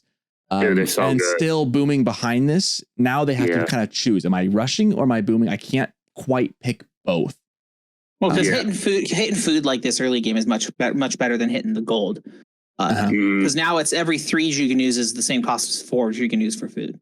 Yeah. And so which is going to slow China down just enough to keep them in reach of every other civ. I think that's a good change. Yeah, I agree. Because otherwise, I feel like you deal with the Juganus and they castle up behind it still, and you're just like, well, what the heck? Yeah, because they just didn't spend any food on the They're playing full feudal and they're castling. That's just not. What can you do? This will make that not a thing anymore. And I think that'll be good. Yeah, it'll hurt it anyway. I don't think it'll be not a thing, but I think it will. Yeah. It'll make it a little less overpowered, which is what China needs across the board in many ways. Yeah, not that China's overpowered, but like, ground, please. I mean, again, Tim said this, that China's not overpowered. It's just so frustrating that they have the answer to everything. And this makes it not kind a of golden like English. Ticket. Kind of like English. Yeah, kind of like English. Hey, to be fair, there are comps that work really well against English. Sure. It's called Alt and F4. Alt and F4. It's really amazing as an English guy who's loved English from the get-go, the rise and fall and rise again of English, man. Because English is like English has been through the slumps and now it's back on top. It's like, it's like they're trying to be historically accurate. It's interesting. All right, I like that. I think English is in an okay spot. I don't hate it. They've changed some things with English too. That'll be interesting to look at. But yeah, Grenadier damage decreased from 13 to 10. Damage type changed from range to siege, and so it ignores armor. That's the kicker, the ignoring armor part, which I actually agree with because an explosive's an explosive. Concussive force is not ranged. Bonus damage versus building is reduced from 65 to 20 though. Because they're doing siege damage. So isn't this a revert? Didn't they used to do siege damage and then they changed it because everybody built them? Honestly, I don't remember. I honestly don't know. I don't remember either. I think it used to be siege, and then they changed it to range and increased the bonus damage, and we're like screwing them up. And now they're like, all right, fine. Yeah, I think just makes them just viable again because now they're viable in armies and comps. Because this was just a D tier unit, and now I think it's going to be like a B or A tier unit where it's going to be viable. Probably B. Their range is still pretty short. Yeah. That's good. I think it's a good spot for them. It's a good spot for it. Yeah, doesn't need to be overpowered. Before the toilet slump for them, they were really good. They were like AS tier, weren't they? Like, they're up there, yeah. Because I remember there's a point like really early in the game, you can just make these and they killed army, buildings, keeps, anything. They killed everything. Dude, Fire Lancers though. Lancers, torch damage reduced from 36 to 40 to 30 to 34. They are nerfing these boys down to the ground. Well, I wouldn't say down to the ground, but it's because they already buffed up their normal attack. Yeah. So their Fire Lancers are now more viable in an actual composition, and they still do pretty good damage to buildings. So they're just making it a little more versatile. Buildings, but they're not going to one-shot your Red Palace. No, they're basically making them not an anti-building thing. They're just they're making both their negatives and their positives a little closer to the mean. Mm-hmm. Besides that, palace guards have been increased from 100 food, 200 gold to 100 food and 25 gold. So just a small increase in cost. I think it's okay because palace guards are a bit more beefy than the average men-at-arm. Well, I mean, they're faster. They're weaker, but faster. But now they're costing. 5 gold is like, that's enough. I don't. Yeah, it's minuscule enough to wonder why they would do it. Honestly. Yeah, I'm like, 120 resources to 125. Maybe they just want to. Maybe they must be just tweaking it. Maybe they just want to kind of bring it. I'd rather have a small change like that than something sweeping for something that's not breaking. I agree. It's just interesting because I just never really thought they needed. They felt like a decent unit. Well, now they're a little bit more nerfed, and it's China, so what do I care? Yeah, exactly. Here's another big one. One I've been excited to talk about: the Ghazi Raider. We've talked about this a little bit when we were looking at the pup notes. The Delhi Sultanates. Yep, the Delhi, the Ghazi Raider. Beal is picking up Delhi this season. I know he was really excited about this unit. It uses a mace in combat. First of all, the cost increased from 100 food and 200 wood to 110 food and 30 wood. Its damage has gone up significantly. Its train time has also increased from 22.5 seconds to 25. This is just basically horsemen for Delhi are the way to go, because now you've got Ghazi Raiders. It'll be fun to see. Dude, imagine these guys going against the Abbasids men-at-arms. That would be, oh man, that's going to be a tough matchup for Delhi. They would lose. These guys would lose to the Abbasids. Very much so. I just like that we have new, interesting dynamics like that, though. I don't think we can talk too much more about that. Other changes, elephants are no longer talked by. While they're as big as boats, elephants are no longer attacked by dock emplacement arrows. That's funny. That's pretty good. We've talked about a lot of these things. These are all the same things from the pup. The developer note, however, on Sanctity. Yeah, I was reading that. The gold income bonus is reduced from 50 to 25%. That's huge. The developer note. This is post pup. This is a bolded post pup change. This is new as of 2 days ago. Sanctity can create a very binary game so the Delhi player has 3 sacred sites and a gigantic advantage, or no sacred site and is far behind. We reduced this delta in power and gave them the Ghazi Raider to create a more balanced power curve in the feudal age. Is that how that works? Is that actually what is going to happen here? I don't know, but that's at least we took half of their income off of their whole mechanic and gave them an expensive horseman that's good against men-at-arms. Like, what? That's not good against men-at-arms. Well, let's see. They don't use wood, but the horsemen don't use wood. The gold, they gain bonus damage versus heavy units, and they have flat increased damage on top of bonus damage versus heavy units. So they're an expensive horseman that's good against men-at-arms, and they took half their gold income away from their entire thing. That's absurd. That's rough. I'm curious what this is going to do, because this makes this makes them into feudal, into HRE, brutal. This is going to make HRE have a rough time against, whereas HRE is going to do really good against Abbasid, they won't do good into Delhi, because Delhi's going to kick trash against HRE now. But HRE isn't even going to do very good into Abbasid because of the Camel Rider. Because you can never catch up to him now. Man, I just don't understand what their thought was. We reduced the delta in power and gave them to Ghazi Raider. But you didn't reduce the delta, you just nerfed it. That's not, you didn't adjusted it around. You gave them a unit that they probably needed. Yeah, they needed it for sure. Because they didn't. What this does, it changes the meta a little bit, though. I think this is they're trying to shift away from the play for the sacred sites, saying you only need one. And it basically means I think this is going to have to change. Wouldn't this mean the build order's got to change? The build order has to change, because you can't go for this now. No, I think that's what this is doing. Is it's fundamentally changing the Civ's feudal age, which has been its identity for a while. This is almost as big as when they changed the what was it with China and the siege? This is as big as when they made some of those changes in China. Remember that time? Yeah. After was it season 2 or so? It was season 1 or something where they just season 2 where China's meta people were complaining that China's whole thing was gunpowder, and the Grenadiers. That's when the Grenadiers got kind of nerfed too. And they're like, what's the whole point of China now? And its identity was just floating in the wind for about a season until it kind of figured itself out again. That's going to be very similar to this. Delhi is going to be in a very weird place for a while until Beast Acuity or someone comes up with a new build order for them, because it's going to fundamentally have to change the Civ. And the Ghazi Raider is nice, but But Delhi's, the sacred sites are just, that's a very different play style than what we're going to see then. It's going to have to change or it won't be as effective. I mean, I think Delhi's more viable in feudal age. Like now, I mean. But like, now you're not playing for Castle Age anymore. You're playing for feudal. Yeah. Now, like, with the Ghazi Raiders, I mean, like a lot of matchups they might struggle with HRE, French, does this mean that Delhi needs to start going like 2TC or something? Like 2TC staying? Well, so it's reducing. So instead of getting 150 gold a minute, they're getting 125 gold a minute per sacred site. So they're losing 25 gold a minute per sacred site, which means they're losing 75 gold a minute if they capture all 3 for X minutes.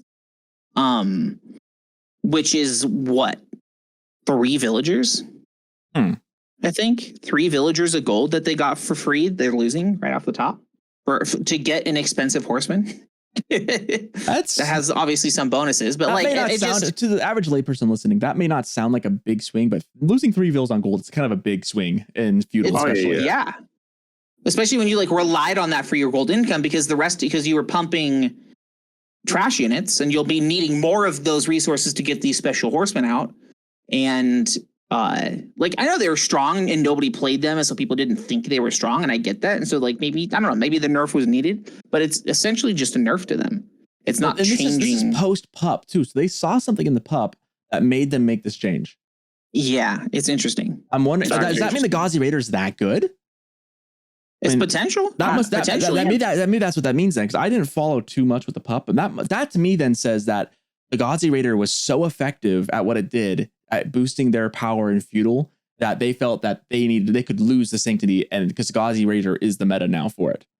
Because this again a post pup play, that means they saw some data, saw some games, and then they thought this was the right decision. So I mean, and they talk about that in their developer note that Ghazi Raider is now the power delta. I guess it's potential. I just didn't, I guess at first glance it seems strong, but not that strong. I mean, I guess as a horseman though, with the extra, they got that speed too. Yeah, that's true. Yeah, it's potential. I mean, I know Gil was thrilled about it. Go ahead, Mr. Nevels. 2TC. That's gonna be the new meta for Delhi.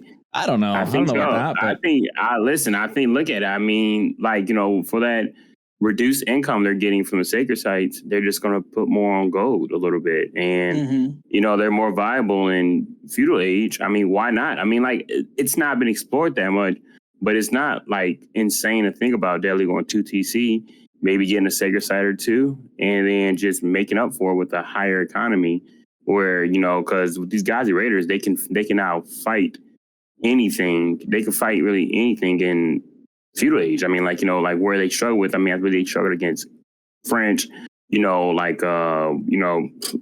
at arms from any civ, like, they just had nothing to counter it. With these Ghazi Raiders, I mean, and these maces, I'm looking at the damage they do to armor units, and they do a decent amount. In feudal, it's a 5 damage increase. Yeah, that's pretty good. I think we're gonna start to see a different, we're gonna see a meta change for the Delhi for sure. Where like, sacred sites are like almost like you go for them, but that's not gonna be. That's not the make or break. Like, even when you that's their point, I guess. Yeah, I think that's their point. Because when you play Delhi, you're automatically trying to kill those sacred sites before the enemy. This makes I think it's a choice. Do you go for sacred sites or do you go Ghazi Raider? I think. Again, this will be a prediction. I could be very off on this. I think this will be an okay change for them. I think this will open up and make them more versatile. I think it's always more fun when a civ has more options to explore. We're seeing that. China's always had that. English I'm looking at the patches for English. Very excited about some of these changes for English. I think it's going to open up some different, because I think people are just getting tired of seeing the same thing from English and having it be so strong. Now there's another option coming up that they could potentially try instead. Roos has a couple of great options across the board for play style now. I think Roos is in a great spot as far as what they want and can do. HRE's kind of still stuck in the same little boat. They could use maybe some better options a little bit. I'm starting to understand what people are saying, because we're getting different play styles for each civ, where each civ can go for 2 very distinct play styles that are very effective. Believe it or not, I mean, I think like like I said, what really is like, the real selling point of Age of Empires 4 in general. I mean, it's the diversity of civilizations and the diversity of play styles. And if you look at it, I mean, I feel like the more updates we get to the game, the more viable different play styles are becoming. Because even you say HRE, we typically think, HRE just goes, fast castle into Men at Arms, which is pretty much was their whole identity. But even if you watch a lot of like games now, like, Minework Palace is becoming more of a thing. And like a lot of people, I just watched a game yesterday, I believe, where a pro player, he literally just went Minework, went all archers, and won the game with all archers through Minework. Askeladd is just beaming. I can just feel him just approving his seal of approval on that build style. He loves that build, it's viable. Like it can, if you execute it well. Like the game is getting every single patch. The game is getting more and more of its own identity. They're even giving the units, which they had 3 or 4 horsemen in the game. Now all these horsemen are now getting their own unique names and getting unique things about them to make the game even more unique. Like, so we could, with the sacred sites being, a little nerf, we're all our jaws on the ground, like, oh my gosh, now what are Delhi gonna do? Well, now they got to do something different. And now we're almost mind blown. Like, well, now they can't just go for sacred sites. Now what they do? It's like now you got the ants in a Bug's Life, like where the leaf falls. It's like, I'm lost. It's exactly. Just go around.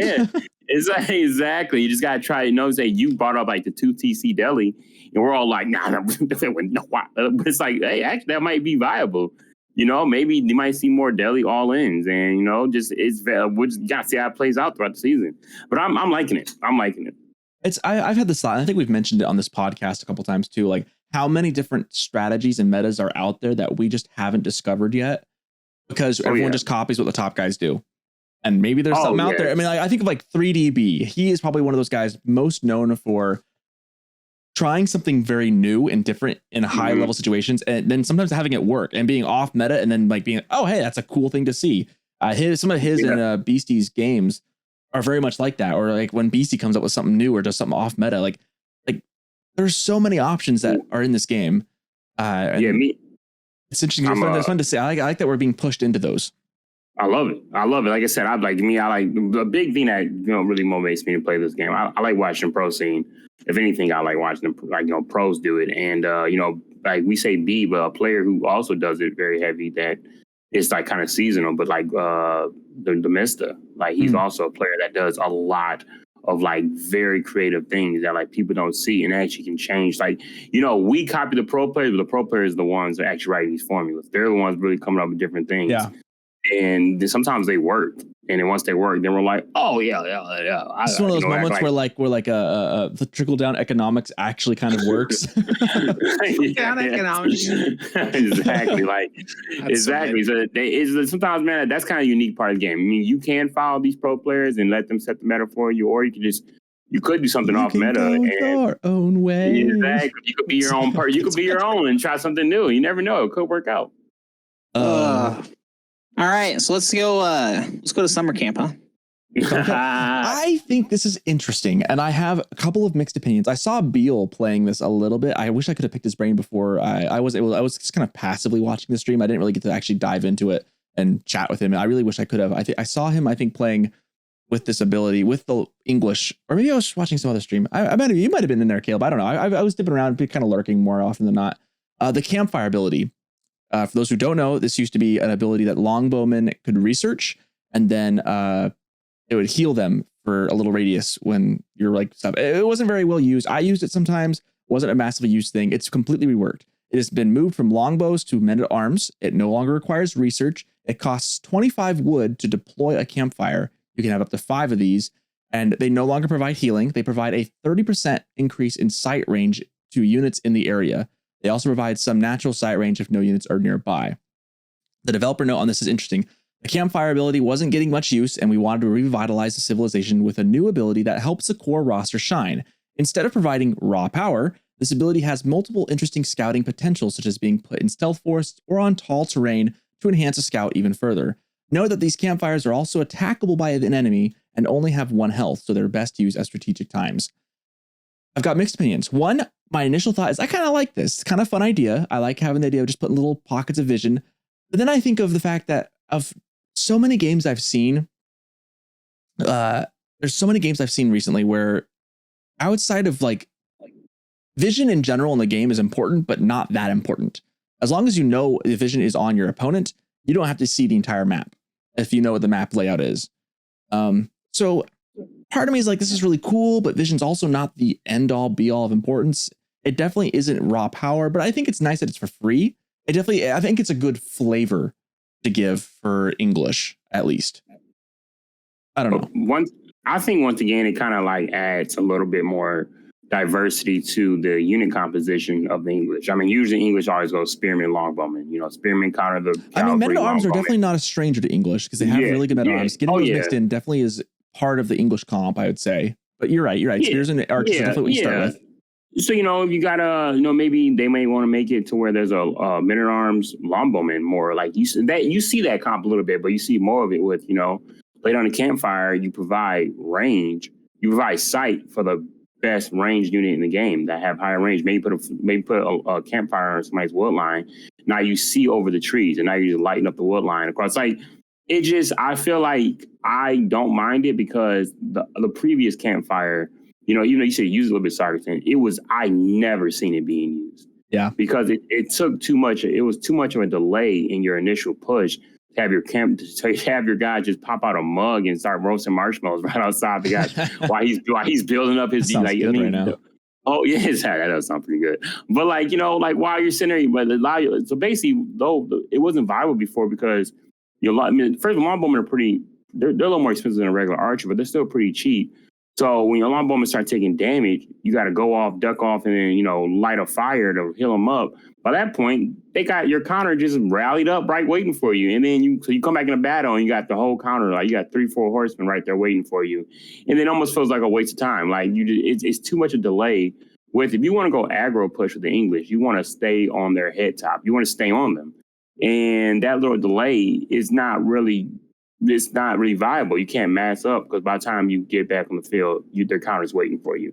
With this, now, you know, you lay a campfire down on somebody's a very important resource, and then you just outrange a tower or whatever they have that's going to counter it. Like it just I think with this makes it more viable for a men-at-arms longbowman push feudal.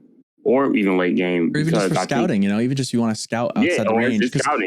Scouting vision has been, I didn't mention this. I mentioned this in the pup notes when we were talking about that. Scouting vision does not scale anymore. It is stuck at Dark Age. It used to get bigger. Scout's visions that's a nerf, huge nerf to scouting vision. So this will actually help bring that back a little bit. So you can camp a scout on the edge of a person's town and build a campfire and you can still watch what's going on. And then you can make 5 of them. I mean, you can honestly put you put like a couple of these on the out layer of your enemy's base, you know, and you can kind of see what's going on a little bit. And, you know, it's not overpowered because it's easily countered. The enemy can see it and break it and destroy it. But like, you know, it's just, I feel like you will see more of this being used than you would of setup camp. Like the setup camp, I never saw it. This will become a defining feature, I think, of English play. That it makes, because English has been so lambasted for just being so basic, so without unique. I think the most unique things about English thus far have been that there are villagers can fire arrows. Yeah. And now this is now the other thing that is the most unique. And the king. The king is now a new unique thing. We'll talk about that in just a second too. I got to talk about that. I mean, the king's pretty cool. I like it. There's some changes. Anything else on the campfires, or do you want to move on to the king? I have some thoughts. Okay, let's hear it. Okay. So my first thought is a meme. The wood cost is half the cost of a house. That's a big campfire. You're lighting half of the house on fire and having it roasting some s'mores over it. I used to joke that's like a big white man fire. You just make a big bonfire. Yeah, it's a fire. And just absorb the heat. What's the pop? 10. So 10 people can live in a house and it costs 50 wood. So just imagine the size of this campfire. 1 hit point, huh? But yeah, a little water and you're done. The thing, what this does is it plays into how the English play. In a perfect world, what is the English strategy? You walk up to your enemy's base with a giant wall of archers and knights and spearmen, treb down their walls, and slowly push with this massive death ball. And what this does is it allows you to set up a literal siege with campfires that are making your longbowmen have the vision radius of a scout. an unbuffed scout. So your scout will obviously benefit more from this too, but it is basically a 9 tile range vision for longbows, which is what the base is for a scout. And so it effectively allows you to have scouts running around while you have scouts, quote unquote, campfired on the front lines while your trebs are sieging things down, while you're deathballing in it. And it allows you to set up these stations instead of necessarily having to bring towers forward. I will say there is that opportunity cost if you have to have a men-at-arm to do this. Yes, that is true. But you're generally, if you're doing what this incentivizes, I don't think people are going to run men-at-arms across the map and drop these everywhere for little vision pockets. They're just not a fast enough unit, I think, to validate that. But what I do think that this is going to do is allow the English death ball push to be even stronger by giving you bonus sight range and giving you these like mini tower locations without investing in a full tower. Now, obviously, you want towers if you can. I'll even go so far to say that even like the English ram rush all in, if you usually mix in some spears, you can mix in 1 men-at-arm just to get that English longbow rush a bit more effective, just a bit more effective as well. So it does play into that too. Yeah, no, it plays into that as well, and that's a similar idea though. Even if it's feudal or castle or imperial, it doesn't matter. The English build up a pile of longbows, have something protected, what will now be at least a few men-at-arms, to give them bonus vision so they see what's happening before you, and that is insane, especially if you're on the aggression. You know what your opponent's doing before he sees you. And you have like these stationary locations where you're kind of running through them and around them. On the outskirts of the enemy base, I think it's going to make them a very, very, a very, very good utility for what they already want to do. Yeah. Moving on to the Abbey of Kings landmark. This is a post-pup change, so another big change. The Crown of King cost has been reduced from 150 food and 150 gold to 100 food, 100 gold. Now, my biggest thing on this is that this landmark, even with the king changes, which I thought was cool, it's cool, but not effective when you look at the council hall. So I've never built the Abbey of Kings. It's just, the opportunity cost was too high to get the king out there. Now, for 100 less resources less, I'm starting to go, and I think this is going to be good for English because I think people are very tired of the English deathball longbows. This will be a different way to play. Doesn't mean it'll be still effective. English is still going to be a good civ. I think this is going to be way more interesting. That makes that so much more viable. He heals himself. And he heals himself now with his own aura. That is another huge thing. I still wish that the Abbey of Kings would let you build horsemen out of it. Can that be too OP? With these changes, maybe. Maybe. The English don't need another non-production building to produce. Screw you guys. Fair enough. Yeah. I thought it was an elegant solution to make this a unique way. That way English had 2 different ways to play. These changes, though, I think are also, workable. I mean, the king being able to heal himself with the aura and having that cost reduction means you could now, I guess, play an Abbey of Kings game. And I think there's an actual build order where this works now, genuinely. But with the healing of himself, it's essentially having a mini knight as the English to do mini French raids, like because you'll run on hit him, run away, heal. Now I will say the king is not very powerful in feudal age at all. I was watching a game. I was watching a game yesterday, I think, or the day before, or maybe a couple days. I was watching a game. I think it might have been yesterday. And he's not a very effective unit on the battlefield. Doesn't do a lot of damage. In Castle Age, though, when you get him with some horsemen and knights, this will be a very, very different comp than you're used to seeing from English, and it will be very effective, I think. If I may interject, go for it.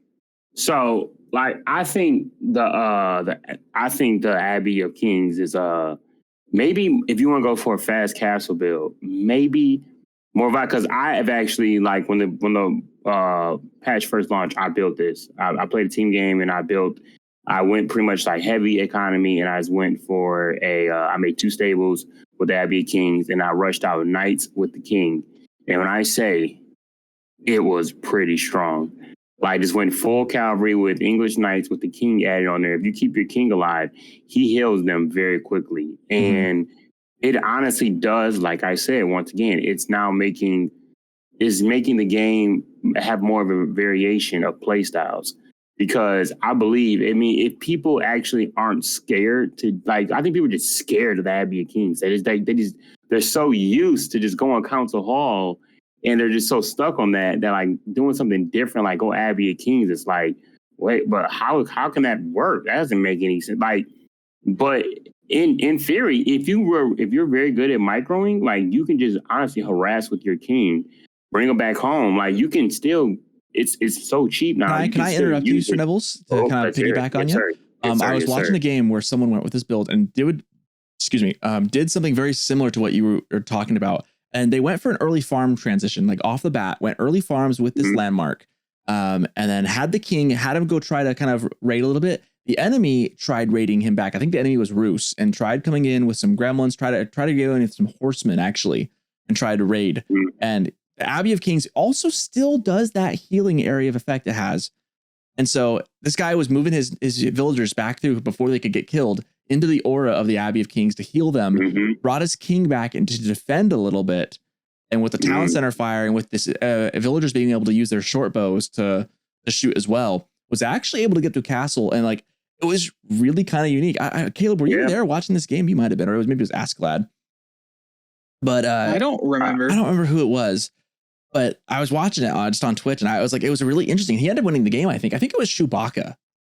Shout out to Chewbacca. I think I was watching him. I think that's who it was who did this. And I was kind of like, oh, this is a really unique English build.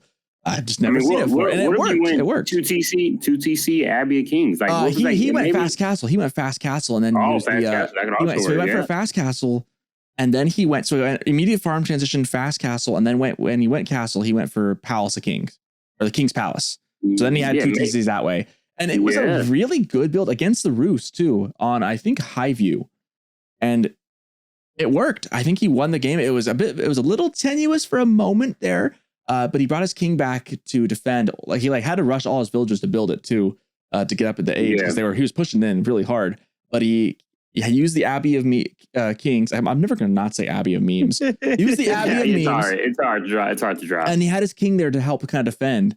And with the king's aura, he only lost 2 villagers, even though this guy was like trying to rush everything to stop him from going up. And it was like, all that for only 2 vills, and he's up in age now. And I was like, this might be just a viable build. And I'm actually really excited for it, because I think English needs to get away from Council Hall, or needs just something different to kind of like Roos going to Kremlin after being on the high, the Golden Gate for so long. Like, it's just kind of refreshing to have a new way to play that's still effective. I think it revitalizes a Civ and brings more interest back to it, makes it feel more unique, because English has been so basic for so long. Giving it a more unique way to play is just us HRE players have been saying this for 4 seasons. HRE did get kind of hosed this last time. HRE is now the poster child of boring, simple, basic. Them and French are the 2 most basic civs now, I think, by far. We still only go Aachen because mine works good in very specific scenarios. We still only build men at arms and hope they don't build crossbows. We still go for the relics, even though we. Yeah.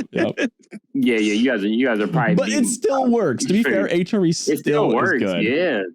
If it don't fix it, don't fix it. Yeah, it's not about if it works. The Delhi getting sacred sites worked. That doesn't mean that. I'm excited to see, saying like, we just gotta wait for a pro player to make a build from it. Then you see everybody start doing it. Let's just wait for somebody who's really good to do something, make it look viable. And guess what? You've seen Abbey of Kings every single game. That's how the Kremlin worked. One player came out and was like, "Hey, look at this," and people were like, "Yeah, I've been doing this for ages now. Like, yeah, I've been like, just we'll see." I think Abbey of Kings will become more viable this season. I think it will. I think this might be the breakaway season where it finally. I think the king cost reduction by 100 resources is massive. Like it was so needed, because it's just not a good enough unit at 300 resources, but for 200 resources, it's a pretty decent unit. Almost definitely. I'm excited for that. I'll have to try out a build or 2 for that. Moving on to what was that? Nerfing. I was going to say Nerfing Vanguard Man at Arms. Like it. Yep. From 3 armor to 2. So Vanguard Man at Arms. That means the English Drush is no longer as effective. Spearman can fight him now. Unless you're in specific situations. I don't love the change as an English guy, but I also am okay with it, because English as a Dark Age rushing civ just feels kind of bad. Like I've done a successful Dark Age rush in certain situations, but it's annoying. I've only ever done it on Hideout against like Abbasid, just because I just needed something to get me ahead on Hideout. But I'm okay with this change. I think it's still viable as a defense option now, but it's no longer a very aggressive rush. I don't love Dark Age rushing. I think it has a place. I think it's a good choice because I don't think that you should have 3 armor in Dark Age. Yeah. Very fair. Yeah. That's like absurdly strong. I do like that the villager hunting bow range has increased from 2.8 to 5. That's fun. That was in the will pup, though. never see what's coming. Those deer, screw those deer. They don't know what's coming. Well, they increased the hunting bow range by basically 2 tiles, 2 and change. Is this is only for the English, so they just shoot deer a little farther away than other people? That's fitting. Considering that one of the most unique traits of English is that the villagers are really good at shooting arrows. I think that's a fun little change. I don't think it changes anything too drastically because usually you kind of push your deer in anyways, but yeah, it just means they don't chase it as long. Armor clad getting nerfed. Love to see it. Yeah, I'm sad about that, but it is a very strong technology, and I can't disagree that it is worth 150 food and 350 gold. That's it's an expensive tech now, but it's such a big boost in power. I honestly, this makes HRE a little more unique. Because HRE Men-at-Arms and English Men-at-Arms have been duking it out for who's the best for a while now. And English had a really good argument as to why they had the best chat-at-arms. Now it's like they still got the chat-at-arms. It just takes a little while to get online, which makes HRE into English a little bit better. It's all right. Now Abs is there to just put them on the rest. Ghulam's the best. It's okay. We'll see. Gulams won't be that good into HRE. That HRE is going to HRE and arms are going to be the premium. Yeah, not into HRE. Here's the thing. That's a negative. It puts it on par with the steel barding that the HRE get from mine work, barring you build the mine work, because it's 200 food, 500 gold for 2 armor on knights. Now, 2 armor on knights is different than armor on men at arms and stuff like that, and so obviously the cost isn't directly the same, but it's more on par than having a similar upgrade for a third the cost. Yeah, exactly. So I like it. And then the Windguard Footmen now have the proper torch damage for an Imperial Age unit. Honestly, I don't give a crap about this. Bug fix. Bug fix, great. Windguard Footmen are. If you're making Windguard Footmen, you've made some mistakes. You're probably already winning the game. You're probably already winning the game. This is just not a clutch unit. You're making them just because you want to make them.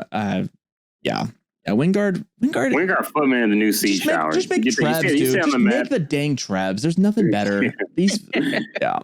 For what you're getting, there's no reason.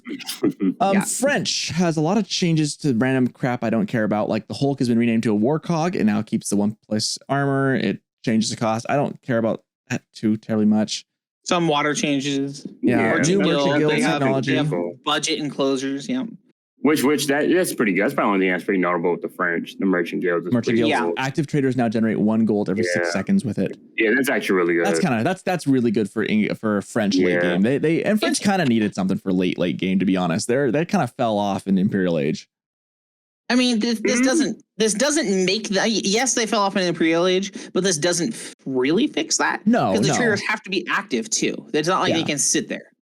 But I like that. It's a nice little buff up to keep the numbers going for French. It's like I don't think French. I just don't think it's gonna magically.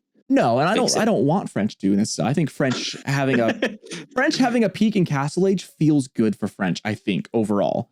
There's kind of a window where French are really good from feudal to castle, depending on what you do. And like early Castle Age is where French just kind of excel. I think, especially if you get the royal bloodlines, you can do some of those things. I'm not gonna lie. I look at this Merchants Guild. Not to cut you off, I apologize. No, go for it. It actually looks pretty good because if you look at it, it says active trader generate 1 gold every 6 seconds. I mean, you don't even need a long trade route. You could just honestly, you can just keep them safe in your base, and they'll just get gold for you. 1 gold every 6 seconds, just kind of like it literally is French enclosures. Like you can just get the little gold you're getting from the small trader you're getting, plus all the traders are generating 1 gold every 6 seconds. It can be pretty decent. Like this makes French able to do trade even if they don't have a very great trade option. Exactly, and Nevels finding a way to break it right away. I love it. I think that's the intent on this one though. That's because I mean French. So much of the reason why French is kind of in the dumps right now is because they're one-dimensional. They're meant to be a trading civ and a chivalry civ. And the trade doesn't usually work. Their trade landmark doesn't do much for them. Trade's kind of in a weird spot. they just got to go in all on feudal with the knights. It's kind of where they're at. This makes like later game trade. I mean, that makes it really interesting. Or if you don't use trade yet, you can start doing that as a French player. You can incorporate that into your identity again. I like it. French is about to be a castle civ now, because with the Royal Institute, like weren't they? I thought they were feudal. I thought they were feudal. They're a feudal and castle. They can get imperial knights in castle. Yeah, that's what I'm saying. So I think like French is going to be like, I think it makes them more valuable in Castle Age also now too, because the one trade-up you have with Royal Institute and the guild hall is like, you're pretty much trading economy, like, for a military tech, basically imperial military techs. But with this, once you go Royal Institute, you make a little safe trade in your base, and you pretty much have, get with enough wood, you kind of have like infinite gold if you keep your enemy in castle. Most games end in castle. Not a lot of games go to Imperial Age. Mm-hmm. We talk about the rare late game. So with this being said, I mean, that's a lot of gold in Castle Age, and you don't even need to and you can still get the upgrades from your rolling. You can much be playing pseudo Imperial in castle and keep your enemy in castle. I mean, that's what French wants to do too. Yeah, I'm. This is actually I don't know. I'm looking at the Merchant Guilds is only available in Imperial Age. Oh, that changes everything I was talking about. Okay, I didn't mention right that part. That's why I was saying this is like a little buff to their late game. This is like a buff to their late game. Okay, yeah, that changes a lot. Okay, yeah, still. Okay, so yeah, now they are more important in late game. Wow, that changes because I'm saying here's something to make you feel better though. Arbitrier has gained +1 range damage while their Pavis is deployed. So that's the little activated little shields. So now they get +1 range. I like that a lot because I don't think this is a very used ability. And they fixed a bug where moving after activating it ignored ability cooldown. And they can now also deploy the Pavis. I think I'm saying that right. Or maybe it's Pavis. Pavis can now be activated while on stone walls. Dude, the stone wall meta. Now that they're not going to chase stuff, you can just go out there, activate that. I mean, imagine how much armor you have with those guys up there. Tim is rolling over in his grave, and he's not even in his grave. He will be after he comes across the arbitrary on a wall. French people building stone walls is heresy. It really is. Imagine like an aggressive stone wall though, and you just like maybe like do like a little small little or I'm gonna wall them in and station arbitrary on there. I want to see like a stone wall around a sacred site where you put a bunch of arbitrary on the walls and you just hold a little proxy fort. I want to see. And then they build a treb and blow it down. It's not then they bring up a siege tower and get their guys on the walls. I wish siege towers viable, please. I want to see it. Oh man, so biggest wasted opportunity. Arbitrary range is single-handedly going to bring back siege towers. Confirmed here on the podcast. Dude, I want to see it so bad. That'd be pretty good. Not gonna lie to you. Hot takes all day, guys. Every other Tuesday. French are pretty good. I'm not gonna lie. Military Academy now increases the production speed of the College of Artillery units. What? Yeah, that one is kind of interesting. That sounds like, so do you have to build the Military Academy to then build? Then you have to, does that mean those like synergize? So you build the Military Academy, then if you build a College of Artillery, then you could produce out of that even faster if you'd gone Military Academy beforehand? It's the upgrade. Yeah, I think upgrade. Okay. That makes more sense. I was really confused. It's the little trumpet upgrade in the blacksmith. Oh yeah. That makes way more sense. Okay. College or artillery units. Interesting. So when you build that, if you have that, you get the 25% production. I like it. Okay. I like it. Yeah. Nice little. And they corrected the keep's help text value of French influence bonus from 25% to 20. About time. That's been the case for like ages. We finally fixed a singular number. Good job. Good job. Okay. Golf clap. I mean, to be fair, these guys have been very busy and we appreciate all the work they've done to it, but we're going to rib them on that. Okay. We're still going to rib them on that. Skipping HRE and come on. We've got to talk about the devoutness and benediction just a little bit. We already did a little bit, but benediction has been removed from the game. I missed it completely. That's such a small little thing. At least it's not a nerf. Could have been a nerf. It's is it a buff though? It is. The devoutness now provides plus 10% resource gathering and plus 25% construction speed instead of just 15% construction speed.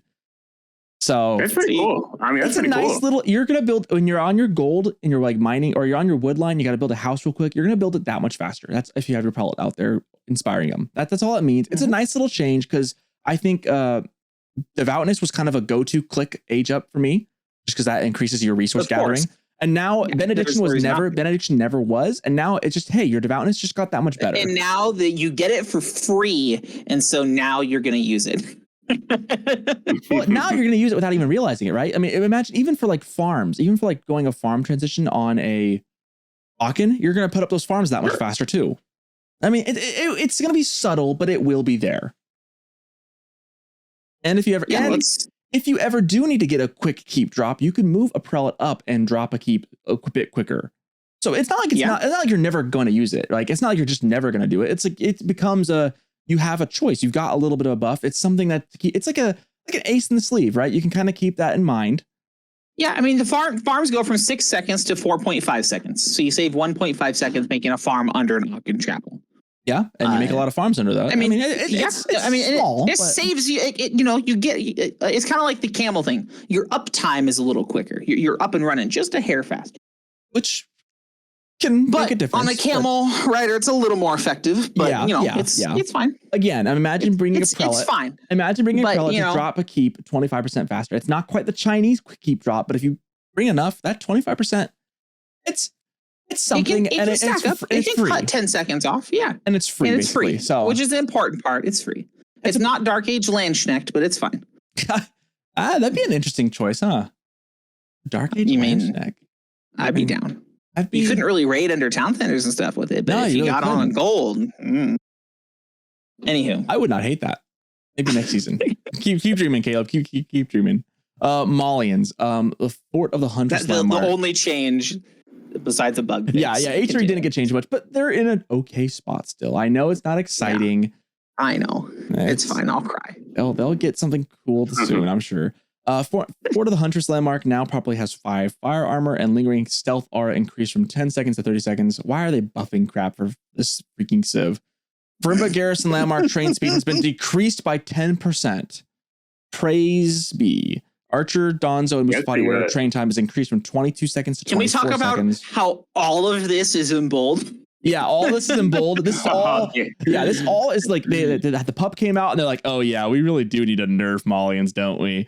Glad they did. Thank you guys for nerfing this civ. I mean, it's bad when every single pro is basically like, yeah, I don't play Malians anymore because they're just too cracked. It's not fair. So I do have a question. Is the decreased the 10% training decrease, are these the new numbers reflective of that, or are they increasing the build times and decreasing the bonus? There's a semicolon there at the end of the 10%. So I think that is indicating the time differences. That 10%. So it's causes. Going from 22 to 24, 33 to 37. Because of that 10% increase. Yes. Okay. Perfect. Because 22 to 24 is a 10% because that'd be 2 seconds for 22. Yeah, no, that makes sense. I was just like, that's if they're double nerfing, that feels terrible. No, it's just 10%. I'm okay with that. Everything coming out a little slower. Good. Great Barra Landmark and Sir Nevels. Shout out Great Barra. Shout out the Great Barra. Let's go. I don't know if this makes it viable or not, but festival durations increased. So for everyone, just to recap, you can do little festivals with the Great Barra, which increase different things for money. It's kind of like EA decided to make a landmark. It's pretty bad. EA decided to make a landmark. You got to pay to play. So the festival duration increased from 30 to 60 and the cooldown decreased from 60 to 30. Does the cooldown start after it's finished? Yes. Yeah. Okay. So I was like, otherwise you're stacking. Oh yeah. Basically, it was like your festivals were like, your festivals were 30 seconds and you had to wait a minute. Now it's like every minute and then 30 seconds. It basically means what is that? Over doubling the time of. Yeah. It's like almost tripling the amount of time that this landmark is actually going to be useful now. So maybe, just maybe, if you're stupid enough to take Malians into Imperial Age, you might use this and use it. Yeah, if you get the Malians into Imperial, you could use the food buff and have a lot of uptime on a food buff. Yeah. Again, I don't know that anyone's ever going to get to Imperial Age with Malians because usually they'll just win in Castle. Maybe, who knows? It's like team game Malians. Team game Malians, maybe, yeah. And Saharan Trade Network landmark cannot be built within 8 tiles of an enemy landmark. We talked about that. Yeah. Warrior Scouts. These are already, as of the pup, have already been a change. I don't know if it's enough. We kind of already said it probably wasn't. Scout regen from 2 down to 1.5 in Feudal and Castle Age, and 2 to 2.5 in Imperial. Their movement speed has been reduced from 1.88 to 1.75. It's like okay, but I think they're still super powerful. That's good, I believe. We'll see. I think it might need a little bit more, but we'll see. The veteran upgrade is the big one. Yeah, okay. Gains 100 plus bonus damage versus range units in Castle Age. So do they no longer have bonus damage until Castle then? I have no idea. Okay. Now, I think they now can be. I think Horsemen can now catch up with them. Yes, they can. Which is good because that's probably the big problem with the Scouts before. Yes, Horsemen can now catch up to them. That is true. They can now catch up. I think that's pretty. I think that's a decent enough change. Good. We'll see how it pans out. I think they might need some more tweaks. We will see. I'll be watching the top level players in the next week or two to see how that kind of pans out. I didn't really catch much of the pup to see. Now that I think Malians are like allowed again because they've been nerfed, people will try them out a bit to see how they feel. Oh yeah, they're allowed. You don't get harassed for them anymore. We'll see. Well, for now, until they show that they're broken still. But for now, I think they'll probably give them some tries and see. Cattle, villager cattle gather rate reduced from 0.9 to 0.81 food per second. Food gathering rate technologies now apply to the passive income of cattle garrisoned in ranches. Why are we buffing? Why are we buffing the Malians though? I just don't get it. Anyways, they fixed a bug to ensure cattle production has a display to inform the player there is a limit to how many cattle the user can have. And the developer note, I'll let you go just 1 second here. The cattle changes are intended to push players towards garrison cattle in the ranches in the mid to late game. Yeah, were people doing that before? They were, but people were sometimes just eating the cows. The problem with Malians is they already have so much passive income. Yeah, that's no. I just don't know that that's a good thing. I don't know. I feel like it's a huge problem. Delete Malian villagers and only have cattle and pit mines. You don't need them. Yeah. The pit mines are really slow. They don't give you much gold. What do you punish, give them lumber mills that auto harvest trees. It'll be fine. There we go. Yeah, I mean, I guess we got to see. I guess it's something you got to see because on paper, they do look still pretty decent.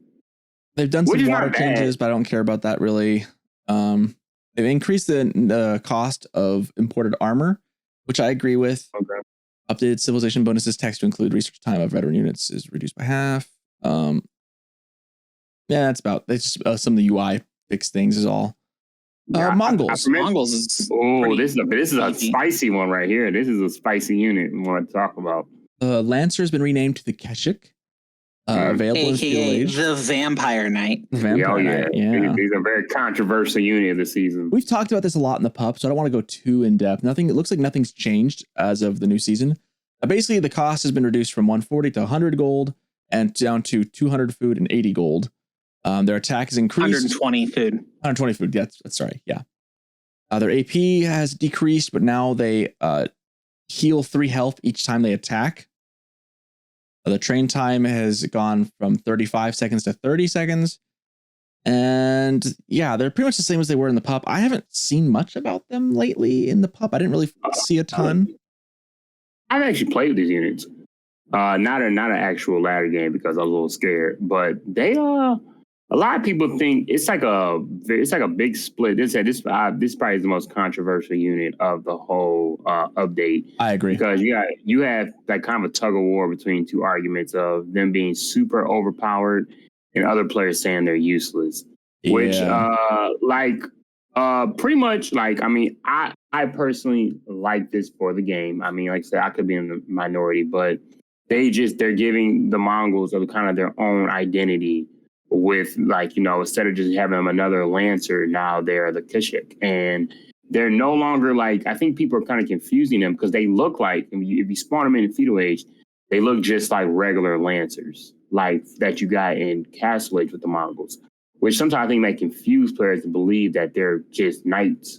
They're not knights. They trade horrible against knights. If you play against French and thinking that you have like your own little variation of knights on the field, you're going to lose every engagement.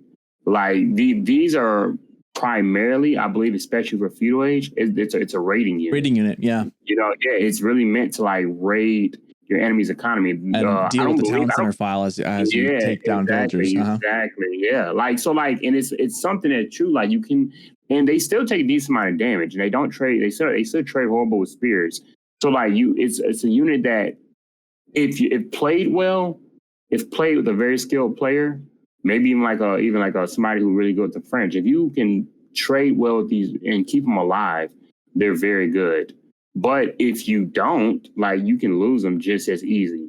And a lot of people are mad because you can gain health from torching down walls and, all type of things. But like I said, also too, they're not Lancers anymore. Mongols almost kind of, I could be wrong saying that. I think they lost their actual knight unit.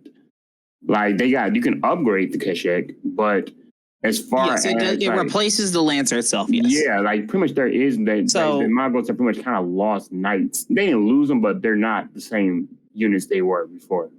Okay, there's always the shock value and the cool factor that play into the initial reading, blah blah blah blah blah. But in competitive games, the numbers are what matter. Effectively, a Castle Age Keshik is 7 attacks. Or not 7 attacks, 7 seconds of attacking to have the same effective health. So at 175, that's like 5 attacks. And at 1.38 attacks per second, that's about 7 seconds to get the 5 attacks out to get the equivalent health of the old knight. That's a long time. A 7-second fight for per knight, obviously. And, it can build up. But it effectively, they have a little bit less health on average, because you're not going to get 7 attacks in generally. But they're cheaper and they deal a little less damage, and they build a little faster. And like you said, they even get, per attack. And they might eventually fix it, but you get it for torching things down, and it plays into the Mongol identity of the Mongol horde. Lots and lots and lots of these crazy, almost as strong as knights, but not quite. But they're cheaper and they build faster. And so with your double production, you get 2 of them faster than you would get one of them before, and blah, blah, blah, blah, blah. And so you can build a ton of these guys, have a similar effective health, be doing a little bit less damage, but you can get more of these guys to kind of play into that identity. And then in the Imperial Age, I didn't do the math on that, but you get way more effective in the Imperial Age. For these Keshiks, I would argue that they're probably maybe a little bit better than Imperial Age Lancers. But yeah, it just plays into that identity, and effectively they're cheaper for a little less damage for roughly the same health. And that's kind of where it comes out. So which is like, so like they just serve more of a purpose now. Like, I mean, like I said, it goes back to the argument of just these civilizations have more of an identity. I mean, and it changed the play style up.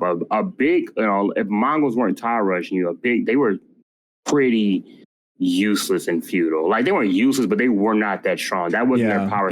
They were Dark Age rushing, so they can easily jump over feudal and get straight into Castle Age. Exactly. I mean, there's so many build orders where like you harass in Dark Age, pretty much, like you fast forward past feudal age, and you just get into Castle Age and just mass out Lancers. Where now that's no longer a viable strategy. Well, you can, but you'll just mass more of them, and they'll be a little less effective. Yeah, like it's not the same Lancer play as before. Where like you're like now it's just a different strategy, because like I said, effectively Mongols no longer have regular. They don't have Lancers anymore. It's not a thing. Now they're placed with Keshik, and they play differently. They're not like you can't, if you see a bunch of knights in the field, you can't. Okay, I'm gonna send my Lancers. I have a little bit more than him. So let me no, you send Keshik at a mass set of knights, and you're going to lose all those Keshiks. I really like what this does, because it used to be, you mash the same 2 type of units into each other, and it's just whoever has more wins. Now I feel like the nice thing about all these changes is that fundamentally the rock, paper, scissors is still the same. Like spears are still going to take care of Keshiks just like they would a Lancer.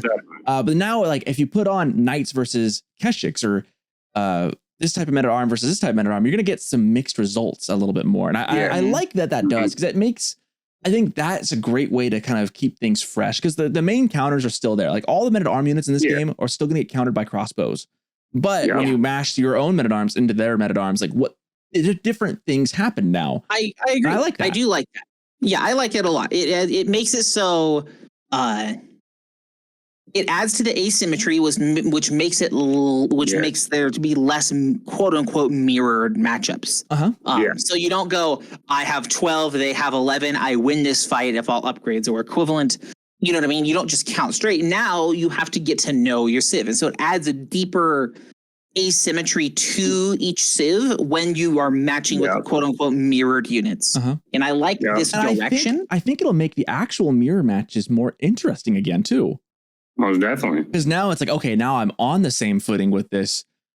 Old rules apply again. I think it's just game is in a good spot. Yes. Obviously, mirror matches are never the most fun thing in the world, but I think it'll make differences between those feel a lot more stark again, which will make for more variety of gameplay, right?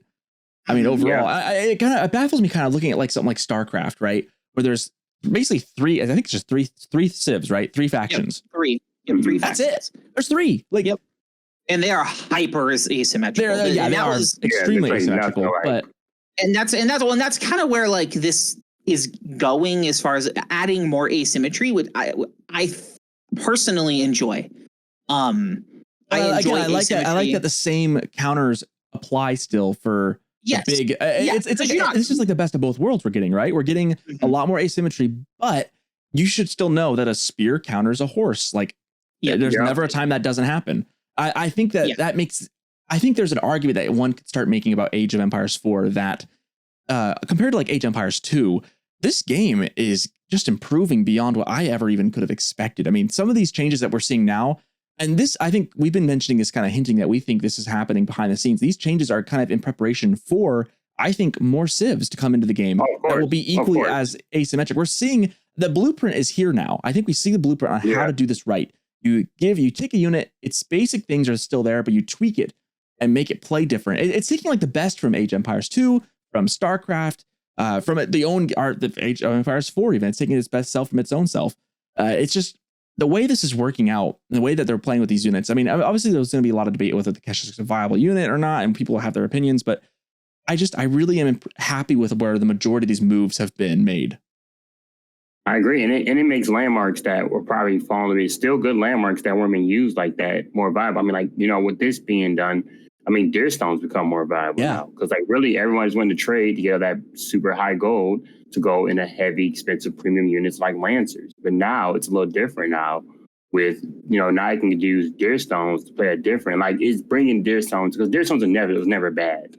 It's just not been as good as Silver Tree for a while. Silver Tree has been so good, which is, now it's a nerf to, I think Silver Tree actually got a little bit of nerf and nerf to trade in general, where now it's like, okay, I have to actually think dynamically on the spot here rather than just kind of follow the same blueprint everybody else has been succeeding with, So now, like with this being done, that's come, like I said, asymmetry, like it's starting to come down. That's the identity of this game. And I like that it's asymmetric without feeling as asymmetric as StarCraft. Well, it's asymmetric without breaking the rock, paper, scissors. Yeah. Which is kind of what the Malians ended up doing. Yeah, they kind of which is why they're such a difficult civ, is because they added asymmetry that kind of broke some of the base rules. And what they have done is they changed some other units to add more uniqueness to them, which is really, really cool, but they didn't break the core rules. Yeah, I think that's why Malians are like not as liked, whereas like these other changes are really good for the game because I think it's taking the best from all worlds, right? I mean, StarCraft has so much asymmetry, but like this I like that like it's rooted in real world where like spears do good against knights, like crossbows do against armor. It's nice because I think it makes it accessible for people who are learning the game to learn those basic counters.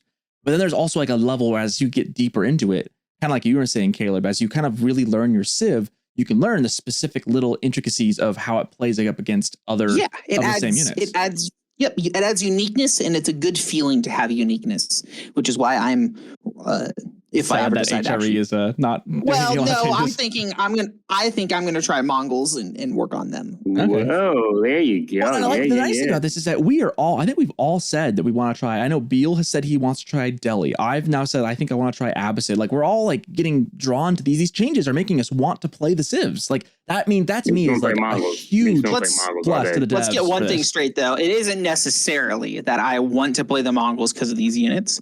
I've always liked the Mongols and the hyper unitness of the way they play. Yeah. It's the lack of changes on my main civ. Well.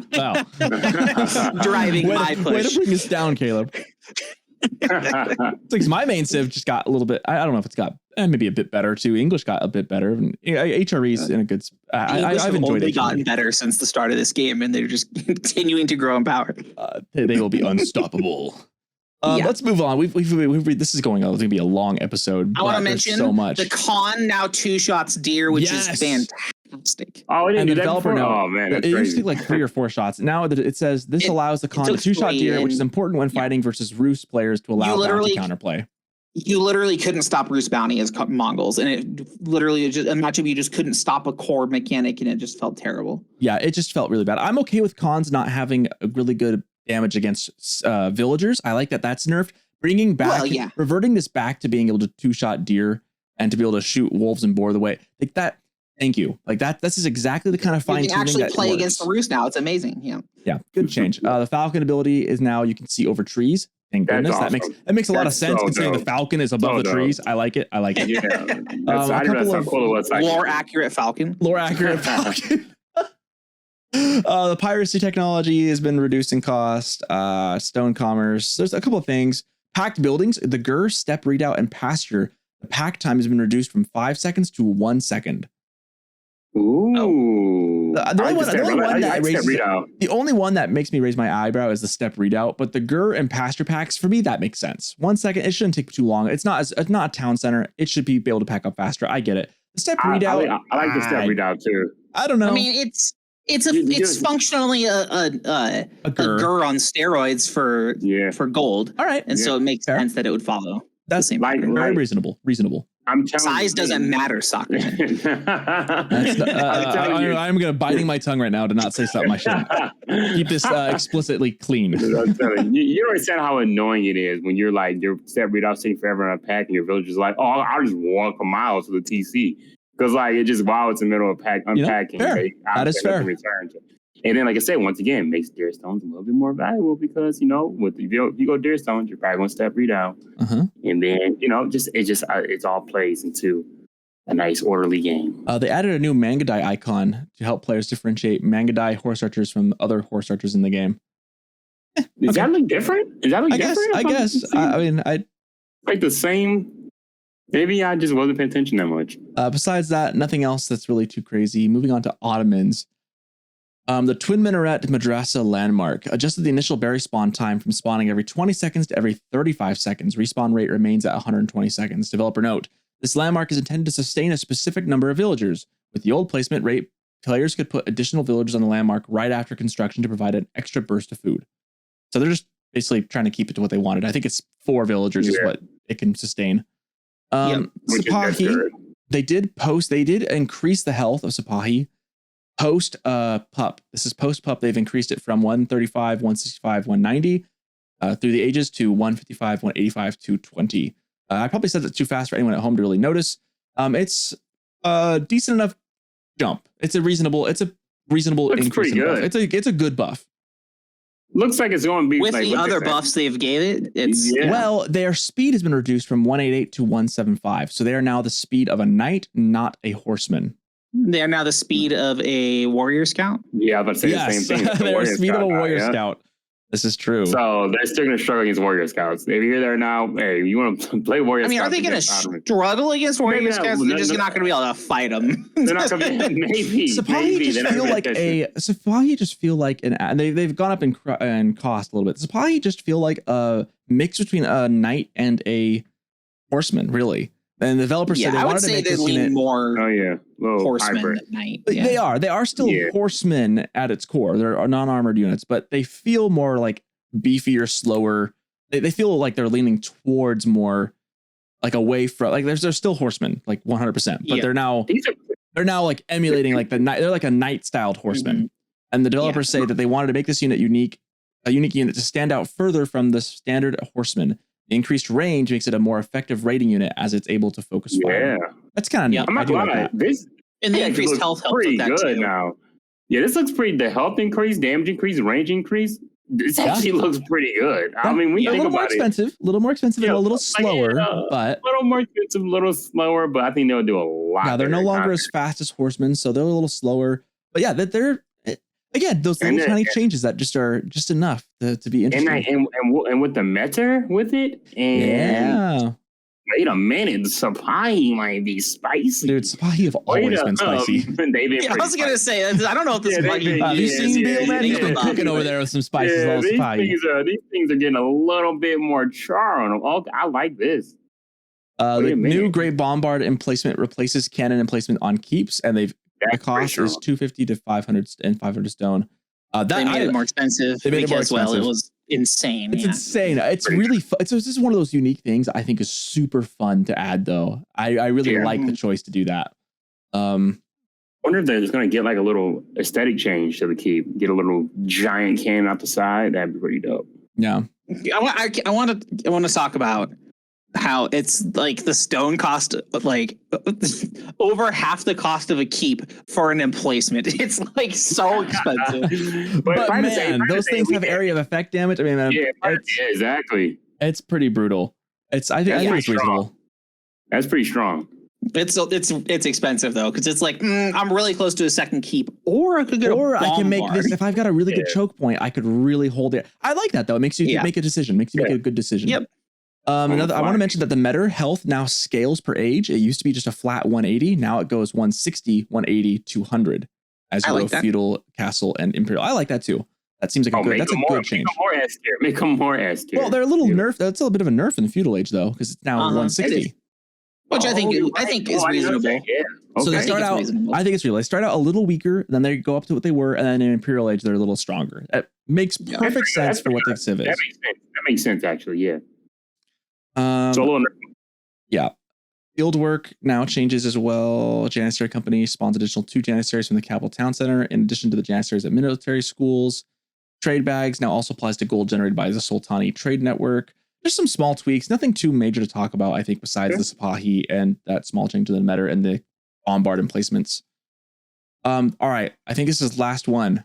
Roos. Oh yeah, we've been cooking, boys. I know. We'll have a break here coming up, but patch notes. We just really this is most of our episodes, the patch notes. Roos developers note off the top of the bat, they say, we have made a pass on hunting cabins to make them less punishing, easier to understand, and better balanced. Hunting cabins build speed decreased from 40 seconds to 25 seconds. That's post pup. That's post pup change. Hunting cabins with overlapping auras no longer suffer a penalty to gold income. Instead, trees are claimed by hunting cabins. This means that a tree in the aura of multiple hunting cabins will only generate gold for the first cabin placed. I like it. I like that. I don't understand why this wasn't like this before, but I like it. Yeah. Gold generation is now fixed to 30-second intervals. Instead of reducing the interval with the bounty mechanic, tiers now provide a percentage increase to hunting cabin gold income at each tier of being 10%, 25%, and 65%. 65% increase. Wow. Oh. It's really hard to get the last one now, though, because of all the other changes. But holy cow, that's worth it. If you can find a way to make it worth it, though, that is huge. I mean, 10, 25, then 65.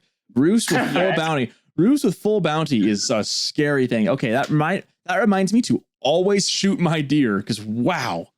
That's pretty good. That'd be huge. If you ever get that as a Roos on like a team game, wow. And it almost makes the other landmark a choice, especially in like games you think you're going to go on. Which one? Longer. The hunting the one that generates deer. That one has been on the up and up, actually. I've been seeing that one more often than not from pro players than the whatever the name of it is. Nobody ever knows. The hunting, the high hunting house or something like that. Yeah, it's not high trade house. It's actually, I think it's high trade house. Is it? No, I think it might be. It's one. What is it? It's the counterpart to the Abbey of the Trinity. Yeah, high trade house. It is the high trade house. High trade house. Okay, yeah, I'm right. Okay. Just the word trade, I don't know, it doesn't feel like it fits there. Yeah, no, it doesn't. But yeah. But I assume it's going to function like the hunting cabins. But I don't know. That makes that so viable then, because then you can get that plus 65%. I think that is hold on. It says at the bottom, High Trade House does not contribute to the hunting cabin gold generation cap. It also doesn't claim trees or required unclaimed trees for gold. Okay. So you could put it on top of hunting cabins and it'll generate its own set of gold as well. And that's nuts. And the fact that it's giving you deer towards the bounty, which is now 10, 25, and 65%. Oh my gosh, that's going to be any long-term game. I'm going to call it here. Yeah. If you're planning on going into a late castle game or even just a longer game than just a feudal all-in, this is the go-to landmark. Unless you are like dead set and hell-bent on taking away the relics from like HRE, this is the go-to landmark because that 65% getting that max bounty is massive. On top of it, not incorporating the cap, and you can put it on top of the others. Yeah, that is. And the food that you're getting from the deer, everything about this is just insane. Is this an S tier now landmark? I don't know. It's good. It's good in conjunction with other things. I wouldn't say it's good standalone. It's A tier though. I'd put it A tier. Looking at this right now, though. I mean, wow. I mean, now with the hunting cabins not like interfering with the gold cap or the gold income. Now you can start making hunting cabins in safer areas. No, my fault, not hunting cabins. Excuse me, high trade houses in safer areas.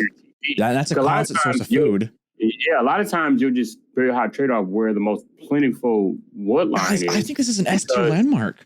It's getting there because it's now you can make it in a safe area where you can put it within the reach of your TC. Because a lot of times you put a high trade house somewhere way off from your TC because you want all that unclaimed wood. But that doesn't matter anymore. I think this might be an S tier landmark because giving you the ability to up your gold income from your hunting cabins by getting the bounty, by producing the deer. I mean, that last tier of 65, I think it might. I think there's a very, very strong argument why this could be an S tier landmark. Because I mean, it's doing just so much for your eco. And sometimes it can depending on how well you place it, it can be equivalent to having 3 relics off rip. Yeah, no, I think. Yeah. Oh, absolutely. Maybe 4. This is, I think, the go-to in Castle Age now.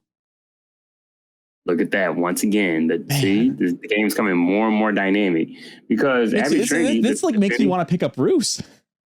Oh, Rusev been good for a while too. Yeah, it's making me want to. I like the way that would build. I like having the eco and the food source behind with the gremlin. Oh man, dude, I might have to pick up Roos. They're so good. They're a learning curve, but once you get them, I used to love the Roos, and once they nerfed it that one season, they've been back for a while. They've been back. Are you really gonna betray Nevels like this though by not going Abison? Yeah, you got me a little excited. I was ready. Man. You know, I realized you're a little slippery there, Socerton. I thought you were with us, but now I'm starting to see you're just all over the place. I go where the wind takes me, dude. I was gonna welcome you to the fold. So hype though. I mean, 65% for the gold income at each tier. That's excellent. 65% on top of the hunting cabins. Like that's, oh dude, the high trade house is good. They're Malians, but with trees. Yeah, they are. I think Roos is about to be busted, dude. Prediction. I think Roos are now the S tier civ in the game. I think hands down. Again. I think they are again. No, they are. Yeah, I would not lie. I can't. I mean, Streltsy have increased their melee damage from 50 to 60. They did. I didn't know Streltsy had melee. I didn't know they put out swords. When units engage the Streltsy in melee combat, they pull out weapons. Yeah. Something else I'm seeing too, really quick. The poleaxes for the knights, just to give them more of an identity. Mm-hmm. I like that. Because I'm waiting for them to change the name of them. Because I forgot what they were called, in the Kievan Roots, but they had a name, like a subtitle name in front of these knights. But the fact that from the visual they're using poleaxes instead of the sabers, which sabers are pretty cool too, like a lot. The poleaxe will be a nice little cue. It'll be a nice visual. Yeah, it's be a nice visual change, and I like that. I like things. I like things you can see a visual representation of what is going on behind it, like the mechanics behind it. I think that helps newer players get used to what's happening. They can see and point to that and go, that's what that is. Instead of just having like hidden figures. No one likes having hidden figures behind the paper. Right? I want to see the things and the effects I'm having. Yeah. Kremlin landmark no longer gains a ticket upon completion. The first ticket gain occurs after 1 minute. That's a post-pup change. Wait a minute. I'm so sorry to cut you off. Like the thing right up, I know we were in the same patch notes, but right above it, it has added new ability to call all the available militia to the landmark town center. That's actually huge. Like, instead of you having to click up every single ticket away, if you're being raided or something, you have the ability to call all your militia, and they spawn out all at once to defend, rather than having to spam click the click them out of your town center. Now you have a call all available militia, and they just spawn out and start getting to work immediately. I don't know. I didn't mean cut you off. I don't know if that is. No. That's a nice little change. However, I do think the bigger thing is that they no longer get a ticket upon completion, and that the first ticket gain occurs after a minute. That's a pretty big nerf for the Kremlin, which has been an S tier, if not the best landmark in the game, according to some people. This makes me kind of go, is a Kremlin it's still worth it? But now that I don't know that it's as broken as it was anymore. It's starting to look a little more normal with that change. Oh no, it's balanced. How horrible! I know exactly. I think the Kremlin, which was OP, like top of the S tier, I think now it's bottom of S tier, maybe even top of A tier. I need to see. I won't definitively say one way or another, but I think that slows down the timing and the pacing of this landmark by a lot. S minus. S minus. I think it's still pretty good. It's still a pretty good landmark, but it's no longer as aggressive as fast. So still really good at defending stuff early, but you're not going to use this landmark to aggress 1 minute, or 2 seconds after you reach feudal. It's going to be 2 minutes after you're getting to feudal age that you can push out anything to an enemy base. Yeah, I agree. The wooden fortress health has been reduced from 2,000 to 1,750. That's post-pup change. I'm okay with that. A little bit of a nerf. It's fine. They got the Castle Watch update too. I like that. That's pretty cool. Cost reduced from 100 stone to 50 stone, and the research time is down to 15 seconds. Yeah, so it's like a pretty quick little upgrade that you'll just get on everything instead of and it gives you a lot of visibility too. So honestly, it's great. It's excellent for high view. Like that'd be really good for high view. Just spam these around. Lloydia ships can no longer exceed population by converting lower pop cost ships into high pop cost ships. Oh, nice. So that's stops cool. you from nice. I like that. That's cool too. Yeah. Keeps that pop cap a little more capped. It's good. And that's about all their civs and their specific things. There are a couple of things that they want to talk about. There's a couple of things that they're working on, like failing to update match details, error in custom lobbies. Ranked rewards. This is a big one. They're saying they've heard the feedback regarding ranked reward systems. Currently, the rewards are based upon our final standing at the end of the season, which incentivize some players to stop competing after they've reached a certain rank in fear they might lose their rewards. We talked about this extensively last episode. Oh no, they're doing the highest achieved. Our team is working to change it such that as a player's ranked rewards for a season are based on the highest rank achieved at any point. This means that the players can continue to push themselves towards greater heights without fear of losing out on season rewards. Great. I think Tim said it best. Frankly, this is a no-brainer. This should have been done ages ago. They hope that this change. This is not live yet. They're hoping to have this change up before the end of season 5. However, they're working to we're ongoing work to complete the test to ensure with full confidence that the delivery of this feature will be there. So they plan to further update to confirm when this is in the game officially. And they also, another big thing is queue dodging. They have done some extensive work and are working on getting this to be fixed. They have heard lots of reports of this. They've been hearing about this. They say that they've been monitoring it and they've noticed a variety of reasons why this has been happening. One of the things they mentioned is the fact that change the ranked rewards being an issue. So we're making changes above to the rank reward systems to hopefully help with that. But next, they're also looking at that the system does a good job of finding matches for people who are in the middle of the bell curve. So if you're on the high upper ELO or the low ELO, so if you're like in the bronzes or you're in the conquerors, it's really hard for them to get a good matchup. They're looking at future changes to the matchmaking system for just those players in the high and low extremes. They hope to prioritize matchmaking near leaderboard position rather than just ELO score for those. which should address many of the Q dodging reasons related to very uneven matchups. And the last thing they're looking at is they will also be looking at increasing the penalties related to Q dodging from the current settings. And they said that they prefer to lure action with incentives and remove barriers. They realize that some players are still going to dodge, and so they'll probably disincentivize that action with some punitive things as well. And they mentioned some ranked teams changing, and that's about it. So yeah, ranked teams, we're punishing them. We're going to cut it down a little bit more. Know that you can get banned from multiplayer stuff. I mean, these are overall, I think these are really, really good changes, and I foresee this type of thought happening in current and future type game types. More specifically, ones there's a paywall for. So, like, sure, you get it free on Game Pass, Age of Empires, but otherwise you have to pay for the game to get in. And things like the cheating, things like the Q dodging, are a pretty big issue in free-to-play games because you can just switch to an alt or play on an alt. And this, because of the paywall, are very, very effective ways of handling this, while also with the ranked incentivizing, I think is really, really smart changes. I like their philosophy on this, that they don't like having to punish players for things. They want to incentivize, not like be punitive in things, but they understand that sometimes you do have to have something there to kind of dissuade the more bad actors. I think they've got their mindset in the right spot here. Yeah, I think because people would dodge for the rank issue. I think that was a large portion, particularly towards the end of the seasons when I'm sure they would see spikes in dodging. Yep. We talked extensively about our reasons why we have like ranked anxiety and stuff like that. This should help a lot, I think. This should help a lot. And then and it should just help put a lot of people into that rank queue, helping the queue systems with the matchmaking issues with the more people in there. And then to have that punish for people who always dodge a specific matchup, there will be a risk to doing that. You know what I mean? Whether, I don't like playing against the English and the Malians, but I'm going to have to think twice about if I'm going to play Age of Empires in the next 20 minutes.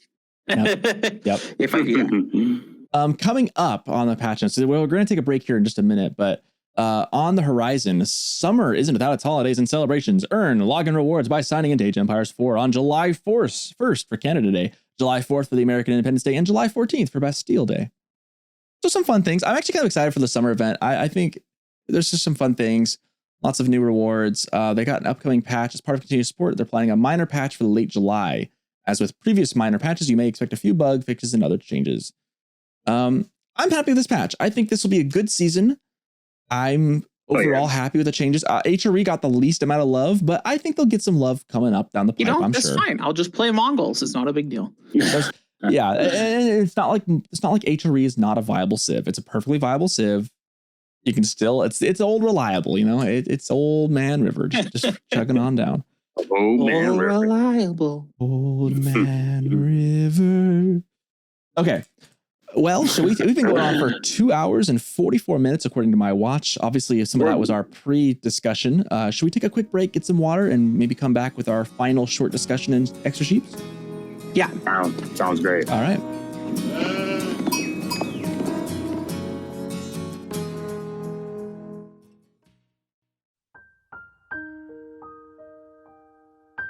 Have you ever seen a knight in need? All alone on the battlefield with no one to call a friend? Well, moreknights.com is here to help. We're not asking for your money, we're asking for your heart. Adopt a knight today and give them the home they deserve. These knights are warriors, they're brave, they're strong, and they need you. By adopting a knight from moreknights.com, you'll be giving them a new lease on life. You'll be their companion, their confidant, and their battle buddy. So come on, give a knight a chance. Visit moreknights.com and start the adoption process. Who knows, you might just find your new best friend.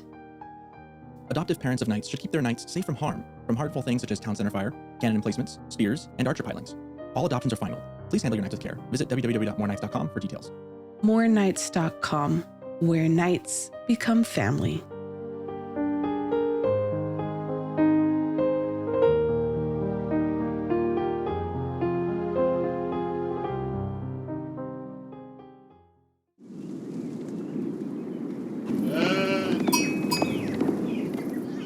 Okay, I'm back.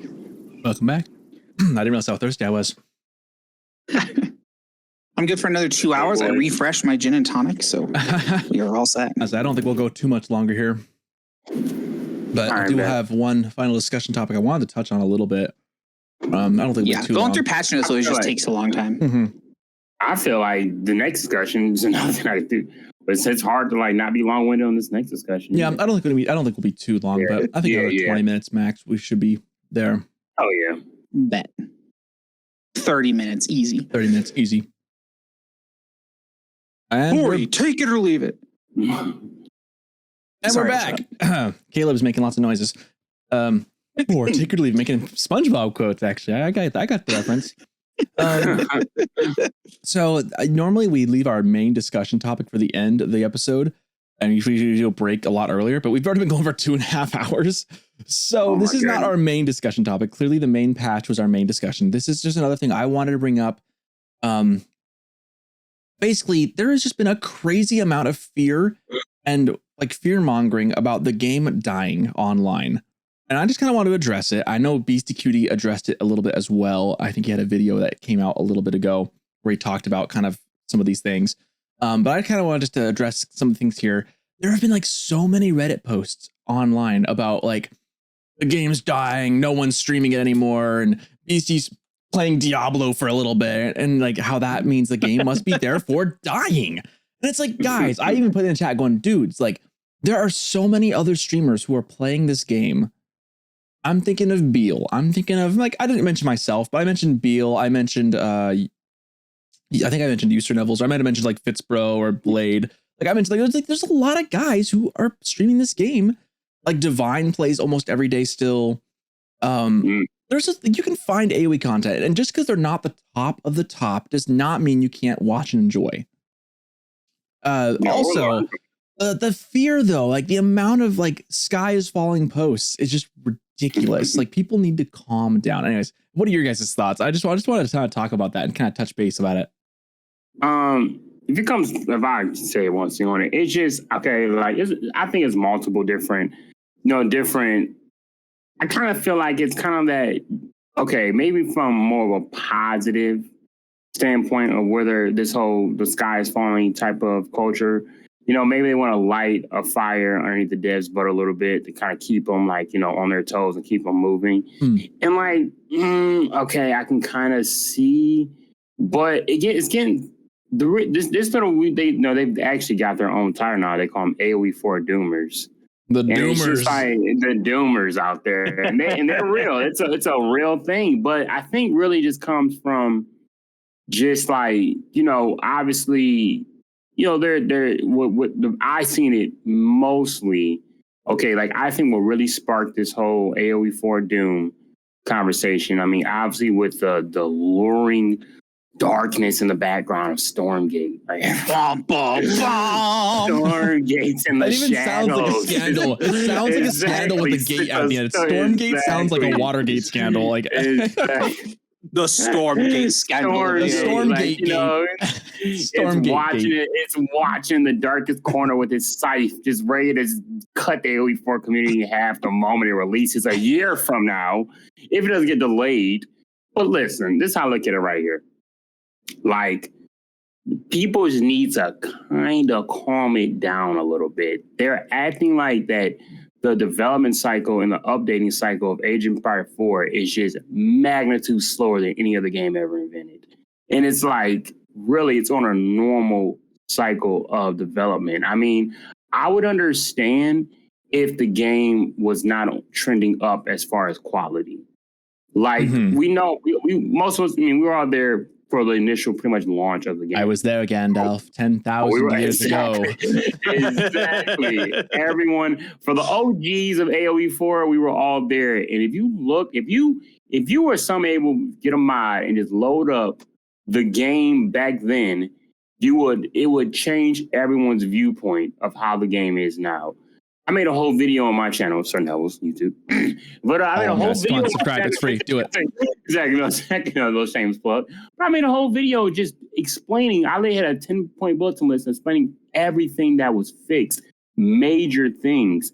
that were and I didn't even realize how lacking they were from an RTS standpoint, but major things that were lacking from the development. And now, with every single patch, it's getting more quality of life changes. It's getting rotating map pulls. They listen to a lot of community feedback. A lot, like, you gotta realize, like, that's pretty unique from developers. I mean, I've coming from the communities that I've played video games in before. I mean, developers, a lot of them just go AWOL. They just go, crazy not, it's in the bigger games too, which is a little bit harder to balance. It's a lot higher player base. But like developers, they don't like small things that we have complained about. Developers are acknowledged it or even addressed they're acknowledging it. So we see that and we're mad, they're not doing it fast enough. And it's like, okay, I get it. There's always something to complain about, no matter what. But it's all a matter of perspective. Sorry, I'm long-winded with it, but I'll come to my point here. Basically, it's a matter of perception. If you look at the game like it's dying, then your brain is naturally going to tell you, why am I playing this dead game? But if you're viewing it in a way of, wow, this game is improving every single patch and every season, then you're going to be excited for the future of the game. You're going to stick with it. And it's pretty much that simple. It like almost, I don't know about you guys, but in the wake of like a lot of major geopolitical events in the world, the last half decade, I have been very aware of like when something is like a Russian bot troll, right? And I have to wonder, like, are there trolls just trying to draw the game down, or like what is the incentive behind this? That's the biggest question. What is the incentive? What's the point of trying? And I wonder. I mean, obviously, everyone has their opinion; they're entitled to it, even though they're wrong. I love it. I'm really glad you said this before you let me talk. Oh yeah, there you go. Caleb's gonna clean up. But yeah, I mean, I like what you say too. That this game does have a pretty quick. The development is going good. So my other game I play, I've mentioned this a couple times on the podcast now. I've been playing a little bit of a baseball game. It's called Super Mega Baseball. The third one was an excellent game. And then the fourth one just came out a little bit ago, which is why I've been playing that a little bit more than AoE lately because of just how busy I am. But it came out and there's been some mixed reviews and a lot of doomers. So background behind that, EA bought the game or bought the company that did it. And the developers still made a game and it's very similar to the third one. The fourth one just came out. But there's a lot of bugs and a lot of things and some things that people didn't like. And the developers made a decent game. It's a good game. I've enjoyed it. I definitely have some things I'd like them to improve, and I think they will improve, but they haven't said a whole lot yet as far as developers to the community. I think they're kind of sitting back and letting the first month of the game's life kind of play out first. But there's been some mixed feedback behind it as well. Whereas I feel like I'm just really grateful that AoE, and not to bash on the guys at Metalhead who make Super Mega Baseball. I love the game. They do a good job. I'm sure they'll improve the game as well. But Age of Empires 4 has been given a lot of love. Definitely had a rocky start, but I think I'm noticing a trend that most games just seem to not release ready to go, with the exception of The Legend of Zelda, which also took like 8 years to get on the freaking Switch. So and it's single player. And it's a single player game, yeah. But again, it also took like 8 years of development. Forever. I mean, it took them so long that it had better been a polished product, or otherwise there'd be like rioting. But otherwise, most games don't come out crystal clean. I mean, like at all. I can name so many.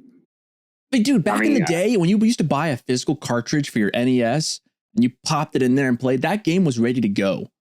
Like if there were any bugs or anything wrong with it, too bad. It's all in that. You can't update the memory cartridge. It just is.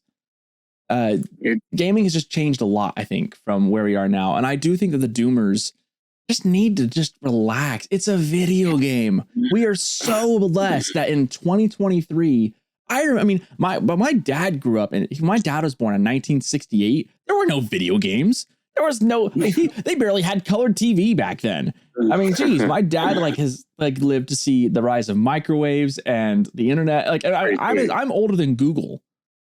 And now smartphones are ubiquitous. I mean, I might sound like a really old boomer saying some of this stuff. Like I'm only 26, but like we live in such a cool age where like new games look awesome. I mean, the quality of some of these things. That's actually one thing in the patch notes I didn't mention was that they kind of updated some of the rendering quality to be improved as well, and they've optimized some of that. And the quality of our games that we get to play are just through the roof. The ability that we can play and do these things, it's the game's not dying for either. I think people just kind of demand all these things be done right now and they want everything fixed. Personally, like I'm looking at the game, I can't point to any particular bugs right now in gameplay that irk me. I really need them to change and optimize. I can think of like maybe the Maulians being a bit overpowered is kind of irksome. Yeah. Besides that, maybe some balance changes here and there. But as far as like bugs or like things that aren't working, nothing game breaking. Nothing game breaking. I can't think of anything anymore. I all the laundry list of things and complaints. My list has been pretty much scratched off one by one. They've gone through and cleaned up everything. I could not name off the top of my head a thing that I really want fixed right now. I'm sure maybe I'll think differently when I start playing again. But okay, I can think of one. I really hate how your scout harasses wolves when he stops moving next to a wolf. That Is that a bug though? It does. I don't know if it's a bug, but it feels like annoying to me. I wish it would just not be a thing. But unless the wolf attacked my scout, but my scout will always initially shoot at it first, which is just like the dumbest thing. Yeah, pretty annoying. But that's it. That's like my only big complaint. That, and I think wolves could be just reworked a little bit anyways. But I can't think of anything I really need changed in this game. It's in a good spot, and if they just add more civs and just keep churning the content, I'm happy. Mm-hmm. It's just kind of an industry standard now. I mean, it's sad to say. I mean, but we don't know. Gaming development is not easy. We act like it is as a consumer. We really do. We're so entitled, this, dude. Big deal. Oh my god. Just find the code and just do it in the week, dude. Get over it. That's just how it is being a consumer. We don't really know the other side of it, and it's kind of industry standard now. I mean, we can name so many games that have released even bigger hype than AOE that have released and completely dropped the ball. I mean, you got, for example, from multiplayer, Rainbow Six Siege, you got, No Man's Sky and Cyberpunk. And these games have also they've all turned their whole scene around. Mm-hmm. When people just kind of just take a step back, just breathe a little bit. And then, yes, it's not okay. It should be released. It should be released flawless and everything works out well. But, just mass developing on a scale, and we don't know what goes on behind the scenes. I know we're giving our money to these people and we want answers, but if some butts were candy and nuts, we'd all have a Merry Christmas. There you go. Beautiful quote. Beautiful quote. Exactly. But just relax, stay on board. I mean, think about it. I mean, imagine, when Stormgate does release, it was gonna probably be a good game. Hopefully, who knows? I'm excited for it. I'd love to have two games that we talk about on this podcast or something. Like I'd love that. The extra storm. The extra storm. All the little scout dogs. I don't know. But all I gotta say is just I don't be long-winded on this because this actually does kind of because being I've never been enthused by any game ever like this. I mean, I love gaming in general, but I've never been enthused with one game ever, pretty much in my entire life. The AOE 4 is the first game that I actually became really welcomed by the community and really enthused with the changes and just excited by its growth overall. So almost it does actually irk me to hear people just come in and be like, what are you so excited? Almost like the drunken townie. What are you so excited for? What are you? Who cares? I mean, How dare you feel so excited about this game? Who cares? This next failing. Beastie Cutie hasn't streamed it in 2 days, and I'm done with it. What do you mean? I'm done. I'm gonna go play another game. That's not. It's okay, that's fine. If you want to leave the game, don't let the door hit you on the way out. Don't let the door hit you on the way out. That's something. And last thing I'm gonna wrap up. It's like those ladies who got all mad because they didn't want to wear a mask at Costco, and they're like, "Well, I'm gonna take my business elsewhere." It's yes, please. That's the idea. AOE 4 Karens. We got AOE 4 Karens. You know what I'm saying? But I just say it just and I just feel I'll say one thing as as someone who.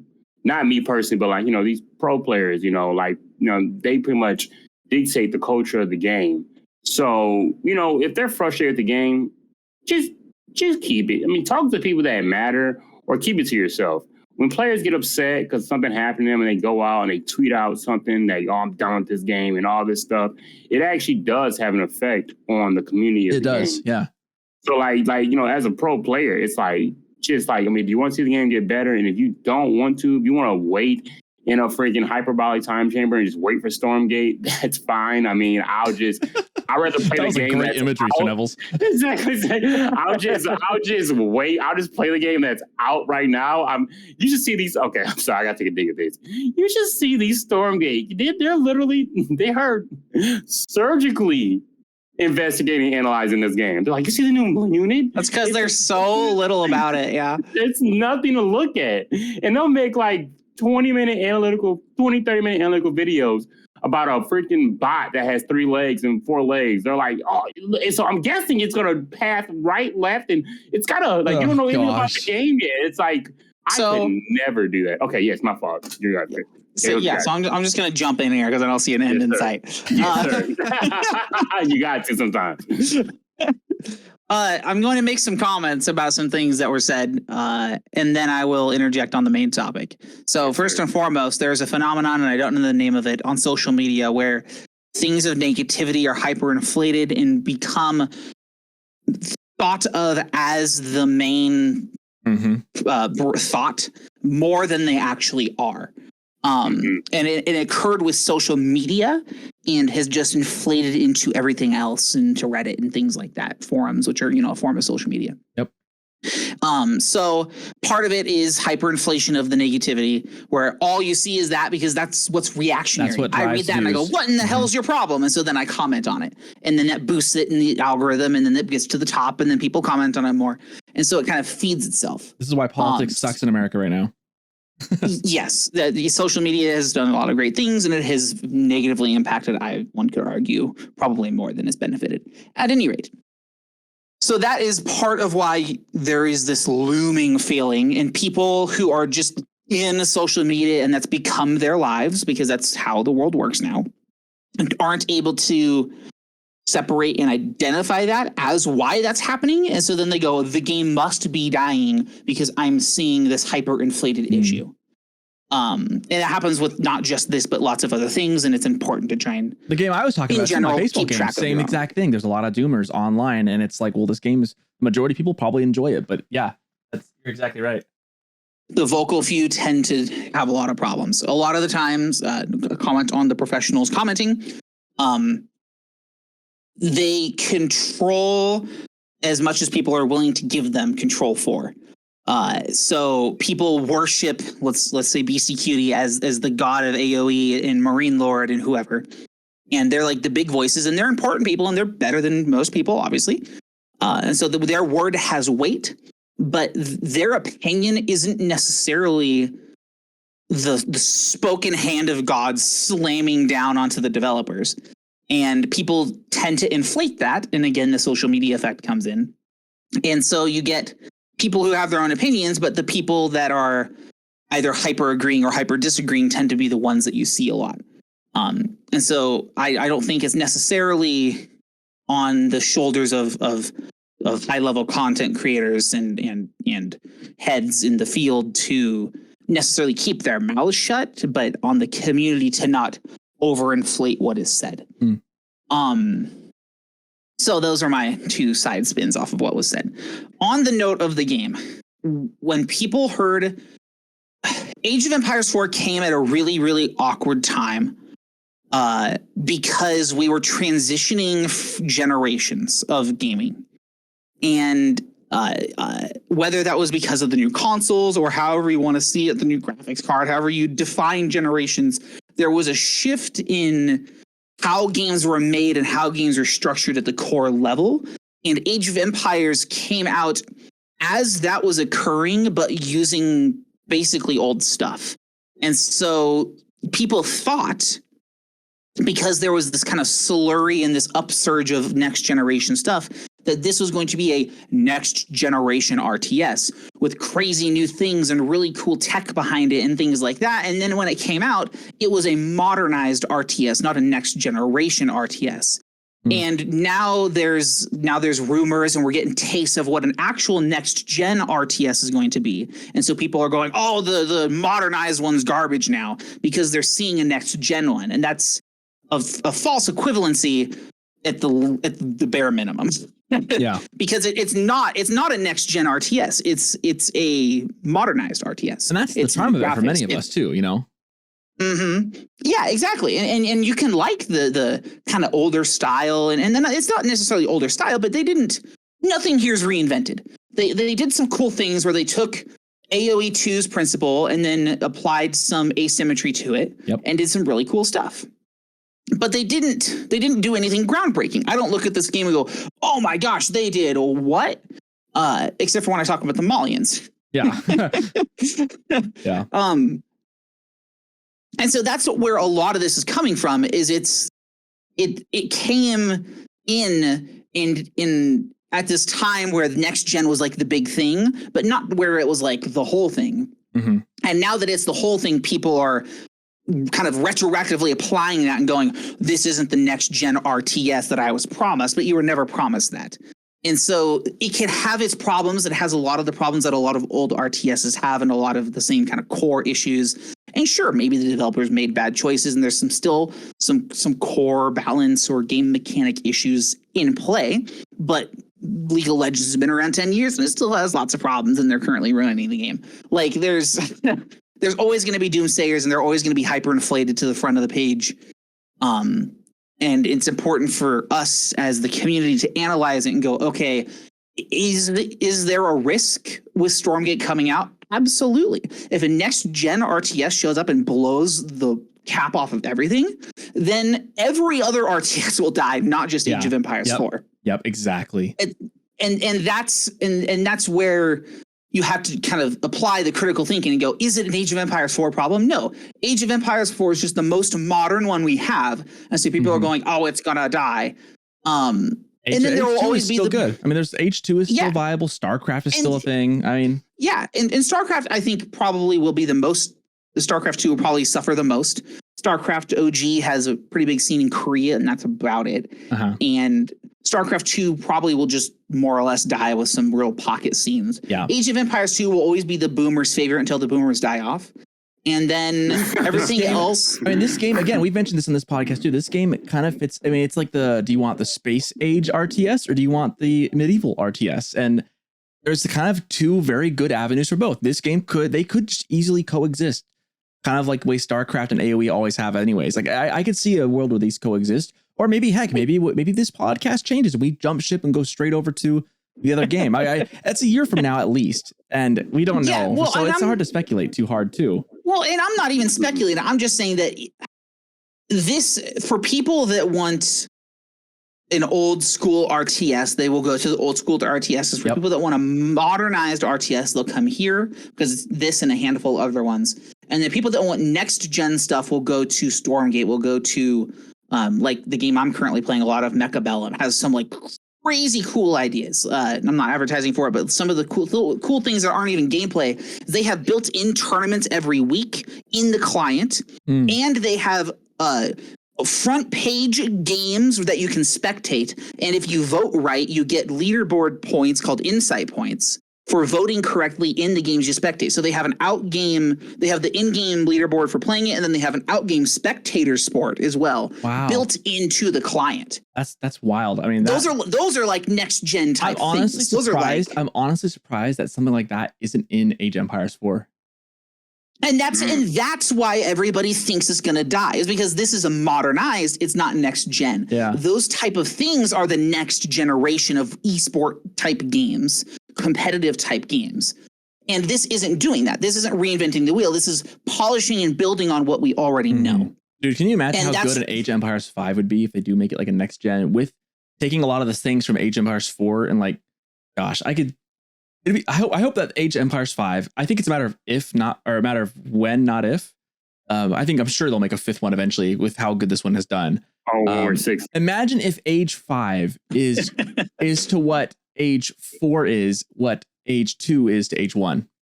Yeah. I mean, that'd be sweet. That's really speculative, but I mean, I'd love to see that. No, and that's the difference, right? That's the difference between something next gen and something modernized. And it's a really, really important distinction because they're close. They hold hands, but they're not the same thing. And it's really important to distinguish that. I like that. I want to add one thing. kind of on the doom and gloom aspect again.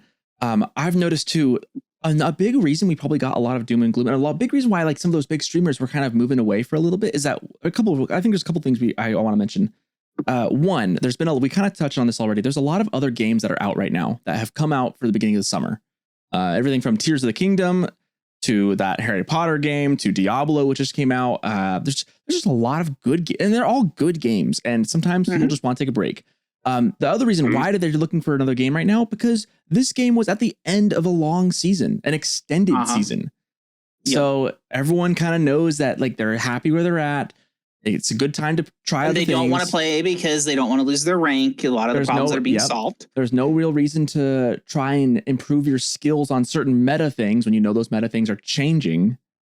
So I think we'll always see a bit of a fall off, because when the meta is about to change, it's why am I practicing this meta when I know it's going to just completely be flipped on its head next season? So a lot of it's just normal end of season drought. And it's a normal cycle. I'm sure right now the uptick in Age of Empire 4 game players and average players has gone up with the new season.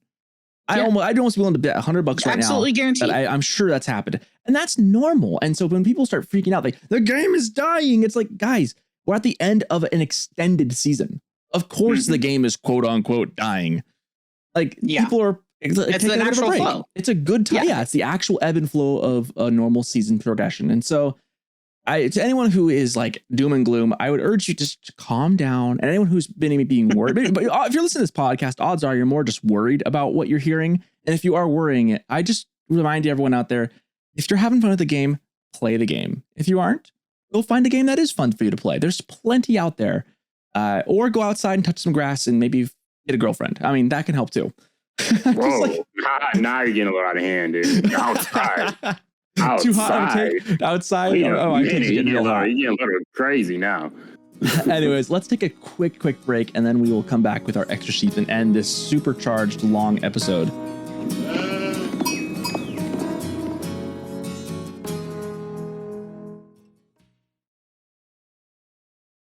Hi, it's Socerton back here again. I haven't done one of these in a while, I think. It's been very busy, and so my wife's been filling in the slack a lot. But this is the part of the show where I do some shout outs and other such things. So first of all, just want to give a big shout out to CalerbCalamari for hopping back in on the show again today. He was really clutch. We mentioned this earlier that he popped in for Beal. Beal is out today. But we're just really glad to have him back. Glad to have another regular that we can call up whenever we need. So shout out to Caleb, and shout out for his person he got to cover his shift. Also want to shout out Beal. He's just been awesome for us as well, and it started. So it was the same with Sir Nevels. They really are the kind of the bedrock of this podcast. Couldn't do it without them. Anyways, I do want to shout out as well a couple of the communities that we always do. First of all, Rising Empires. It's a good tournament for anyone who wants to get their fingers and toes wet into some tournaments that are actually at their skill level. Great community, great way to go about it. You can find them on Discord and on start.gg. It's a great spot to just get used to playing some tournaments. It's great. It's a lot of fun, good community around it. Another good Discord you guys should definitely check into. If you're listening to this podcast, you probably came from the Discord anyways, but the Griot Bara is a wonderful Discord channel that you can go to. It's all about AoE4. You can find people to play with. You can find build orders. Everything's there, like everything. Let's see what else. Our friends at www.morenights.com. Shout out to them. They have been a fun supporter of the podcast. We're pleased to support them. And if you haven't checked out that website yet, you really should do it. It's actually really, really funny. Just go do it. It's great. It's great. Besides that, on a personal note, I mentioned a little bit about the merchandise. I am planning on getting something like that soon. Got to get this episode up this whole rest of the week. Next 2 weeks, I'm going to be looking into that and see what I need to do. I might set up like maybe a little e-store to get that going. If anyone's interested in that, I've heard some people might be, so I might give it a try. I'm a graphic designer by trade, so I can make something pretty decent. I mean, our logo is already good enough. I think we can just slap that on a hoodie and a mug, and I'd be happy. So we'll probably get something like that going here soon.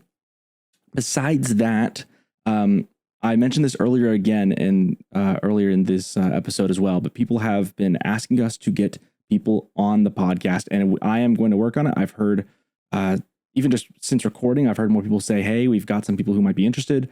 I teased those names earlier. I won't say who, but we've been eyeing some people. Those of you who've been in contact with me, some of you guys like Sherman, who's listening right now, probably on a bike ride. He knows who the kind of guys we're looking at getting on the podcast, and I think most people will recognize the names as well. Besides that, I do want to shout out our Patreon one more time. Getting hard cold cash to help support this podcast is huge. Definitely helps. We do get some ads now on this podcast every now and then, but it gives us like pennies. So it really isn't much. The Patreon is really the main source of our income for this. And I say income, but it really is all just going straight back into hosting this for the next year and for hopefully getting some merchandise up. But that's about it. It's been a very busy time for myself personally and my wife. We've had our baby now for just over a month. Things are settling down. I think the next 2 weeks in particular are going to be much better for me personally, just kind of get back into the groove of streaming on Twitch, as well as just working on the podcast and being a part of the community. So thank you all to listening and supporting. I know I don't like to think I've been phoning it in, but if that has come across at all, sorry about that. I've been busy. Life's been busy. You guys know how it is. But then again, I just give you guys one of the longest. This is one of the longest episodes I think we've ever recorded. It might be just the longest episode. So anyways, I will not keep this one too much longer. If you have the money and you can, even just $1 a month, if you can spare that, it all helps. And there is bonus content on the Patreon, so it's not like you're paying for nothing either, right? Like we've got every time I record these episodes from here on out, I usually record a little bit during our breaks and beforehand. I'm just posting that right in there, so you can kind of hear some behind the scenes.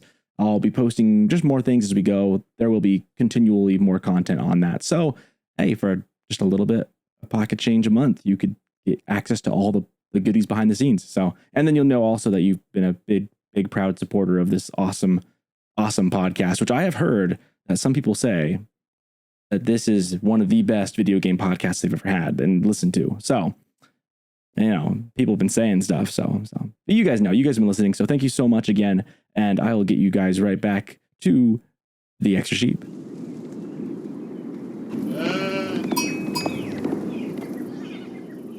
Full of great content. And we're back for our Extra Sheeps. Mine's really, really short. Like I said, I haven't actually been playing this game in a couple weeks. The game was dying. The ebb and flow. I didn't play. I've been busy. I had the game I knew was end of the season. I had another game that I liked came out. Ebb and flow. But I'm going to come back now that the new season has started. My favorite thing, I really am excited for the sea monsters. But I have to tell you, from what I've seen of the sea monsters, what I've seen of the gameplay of it, I cannot see this sea monster and not think it looks exactly like a Lapras.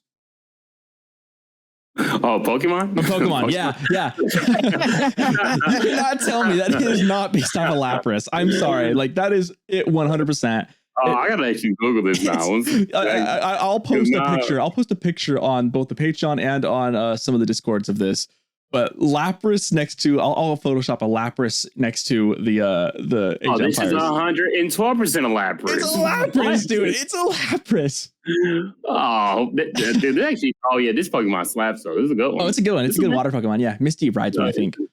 Oh yeah, this is hilarious. It's for sure a Lapras. It's a Lapras, dude. It's just a Lapras. I cannot not see that. So for everyone else who is excited for it, I just ruined it for you. You will never not see it unless you're not a big Pokemon person. But if anyone's, it's a first gen Pokemon, I think, right? Lapras is first gen, right? Yes, first gen. Misty had it. Yeah, Misty had it. Everyone should know that one if you're a Pokemon guy. I'm not old. I'm the biggest. I only know Gen 1, so I kind of suck. Hey, Lapras is Gen 1, so everyone should know it's a Lapras, man. That's how I recognize that name, because Gen 1 is the only one I really come back. I know the first 3 gens really well. After Gen 4 and 5, I start getting really spotty.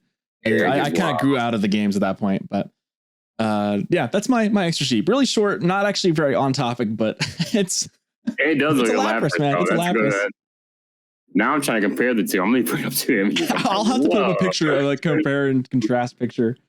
I'll make the meme, the office meme, corporate wants you to find the difference between these two pictures. Yeah, for real. The same picture. That is crazy. That is, it's like a evolved Lapras. Yeah, it's just a different skin. It's the Alolan version of Lapras. Exactly. Yeah, there you go. Low Elo Lapras. It's what do they say? Lapras at home. Lapras at home. Alrighty. We'll go with Caleb. What's your Extra Sheep, my friend? Well, I did actually get a few extra sheep the other day, so it was pretty exciting. Oh, hey, nice. Thought about this podcast while it happened. My extra sheep is probably going to be less Age of Empires 4 and more generic. While playing on Volcano Garbage Dump map. Classic. I did kind of notice some things that are just intriguing to me about map design and like how elevation works and how you work the camera with elevation, and did you add elevation after the camera and maybe they don't intersect well. And so like in the volcano clearing, I don't know what it's called. On that map, when you spawn on the top side, the way the trees are higher elevation and taller than the ones below them, you almost can't click on the trees right on the front edge of the mountain if you spawn towards the top side of the map. And maybe, I don't know, using panoramic would fix it. But it's intriguing to me that the basic structures of a map and how like the camera works and the angles you're running can affect controls. And you wouldn't like think, oh, how the map is designed is going to change how a player can click on things. And then you get these situations where that occurs. And I just go, oh, that's interesting. It's an interesting thing to think about when kind of going and looking at maps and how they're structured, and how that might affect how you actually physically click on things. Because if you can't, because if there's something blocking it, does the game person need to highlight things that are covered? How do they fix it? I don't know. I guess just map design and that kind of stuff. I like it. All right, my computer is starting to wig out a little bit. We've been recording for 3 hours and 19 minutes, but it is like barely keeping up. I think I've used up my RAM. So, Sir Nevels, I will give the time to you for your extra sheep. Maybe make it brief so that way I don't get you cut off. Real brief. Yeah, I'll make it real brief so you don't crash out. Yeah, basically, like, I mean, really, it's a highlight of the conversation we had right before we got to extra sheep. Just, it's not original advice, but something that actually I took into account and it's actually pretty helpful. Not helpful, but, you know, maybe mentally. But just don't let the AoE4 doomers bait you into not liking the game. And when it comes down to that, based on what I'm saying, it's just sometimes, like, even though it's fun, you know, being in a forum and it's a good time, you know, hanging out and talking about the game, you'll come across the hot take people, the people that really want get attention to their posts. And they'll say something, mostly negativity just gets more attention in kind of anything in any type of like media.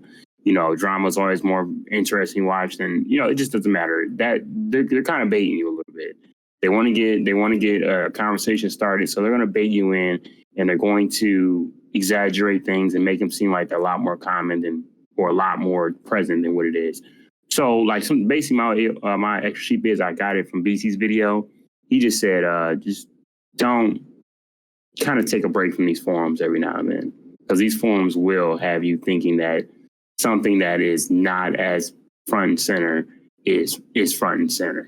Like, and the game's about to blow up and you're about to blow your PC up and now you want to delete off your PC. Like, just don't let the AoE4 doomers bait you. Take a break from the form.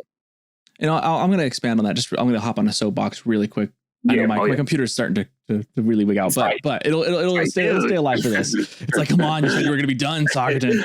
I want to expand on that. Like, even just social media in general. I know I'm not one of those guys who's like, it's evil and we don't need to touch it. But like, you know, there is a reason why sometimes it's good to take a disconnect. I've been not playing for 2 weeks. I've been kind of off of social media a lot of the last 2 weeks because my mom wasn't in town. And let me tell you, sometimes it's really good just to disconnect. And for anyone who maybe is just feeling like a lot of, like, it's like news, like the news cycle can really get you down if you just only consume news, because kind of like what Caleb was saying, there's this phenomenon where negative news cycles, negative news, negative press drives views, reactions, and clicks. And that's what generates the ad revenue for them to keep making the money. So it's a self-propagating system of negativity that's going to work. Sometimes taking a break from those kind of things is really good. So my PSA for everyone is, if you need to, take a break, call your parents, tell them you love them. You know, like, you never know, right? You never know when you'll ask, like, there are some things that are more important. Fitting for Father's Day. Yeah. You know, after this, I'm actually going to hop on, and for the first time in a long time, I'm going to play Settlers of Catan online with my dad. And I'm really looking forward to it. You know, like, spend time with those who you guys care and love about the most. This is kind of getting kind of sappy and all, but like, at the end of the day, this is a game. It's a video game, right? Like, let's remember to keep things in perspective. And that's always a good reason to be polite. And if you need to disconnect, and seriously, tell the people you care about that you care about them.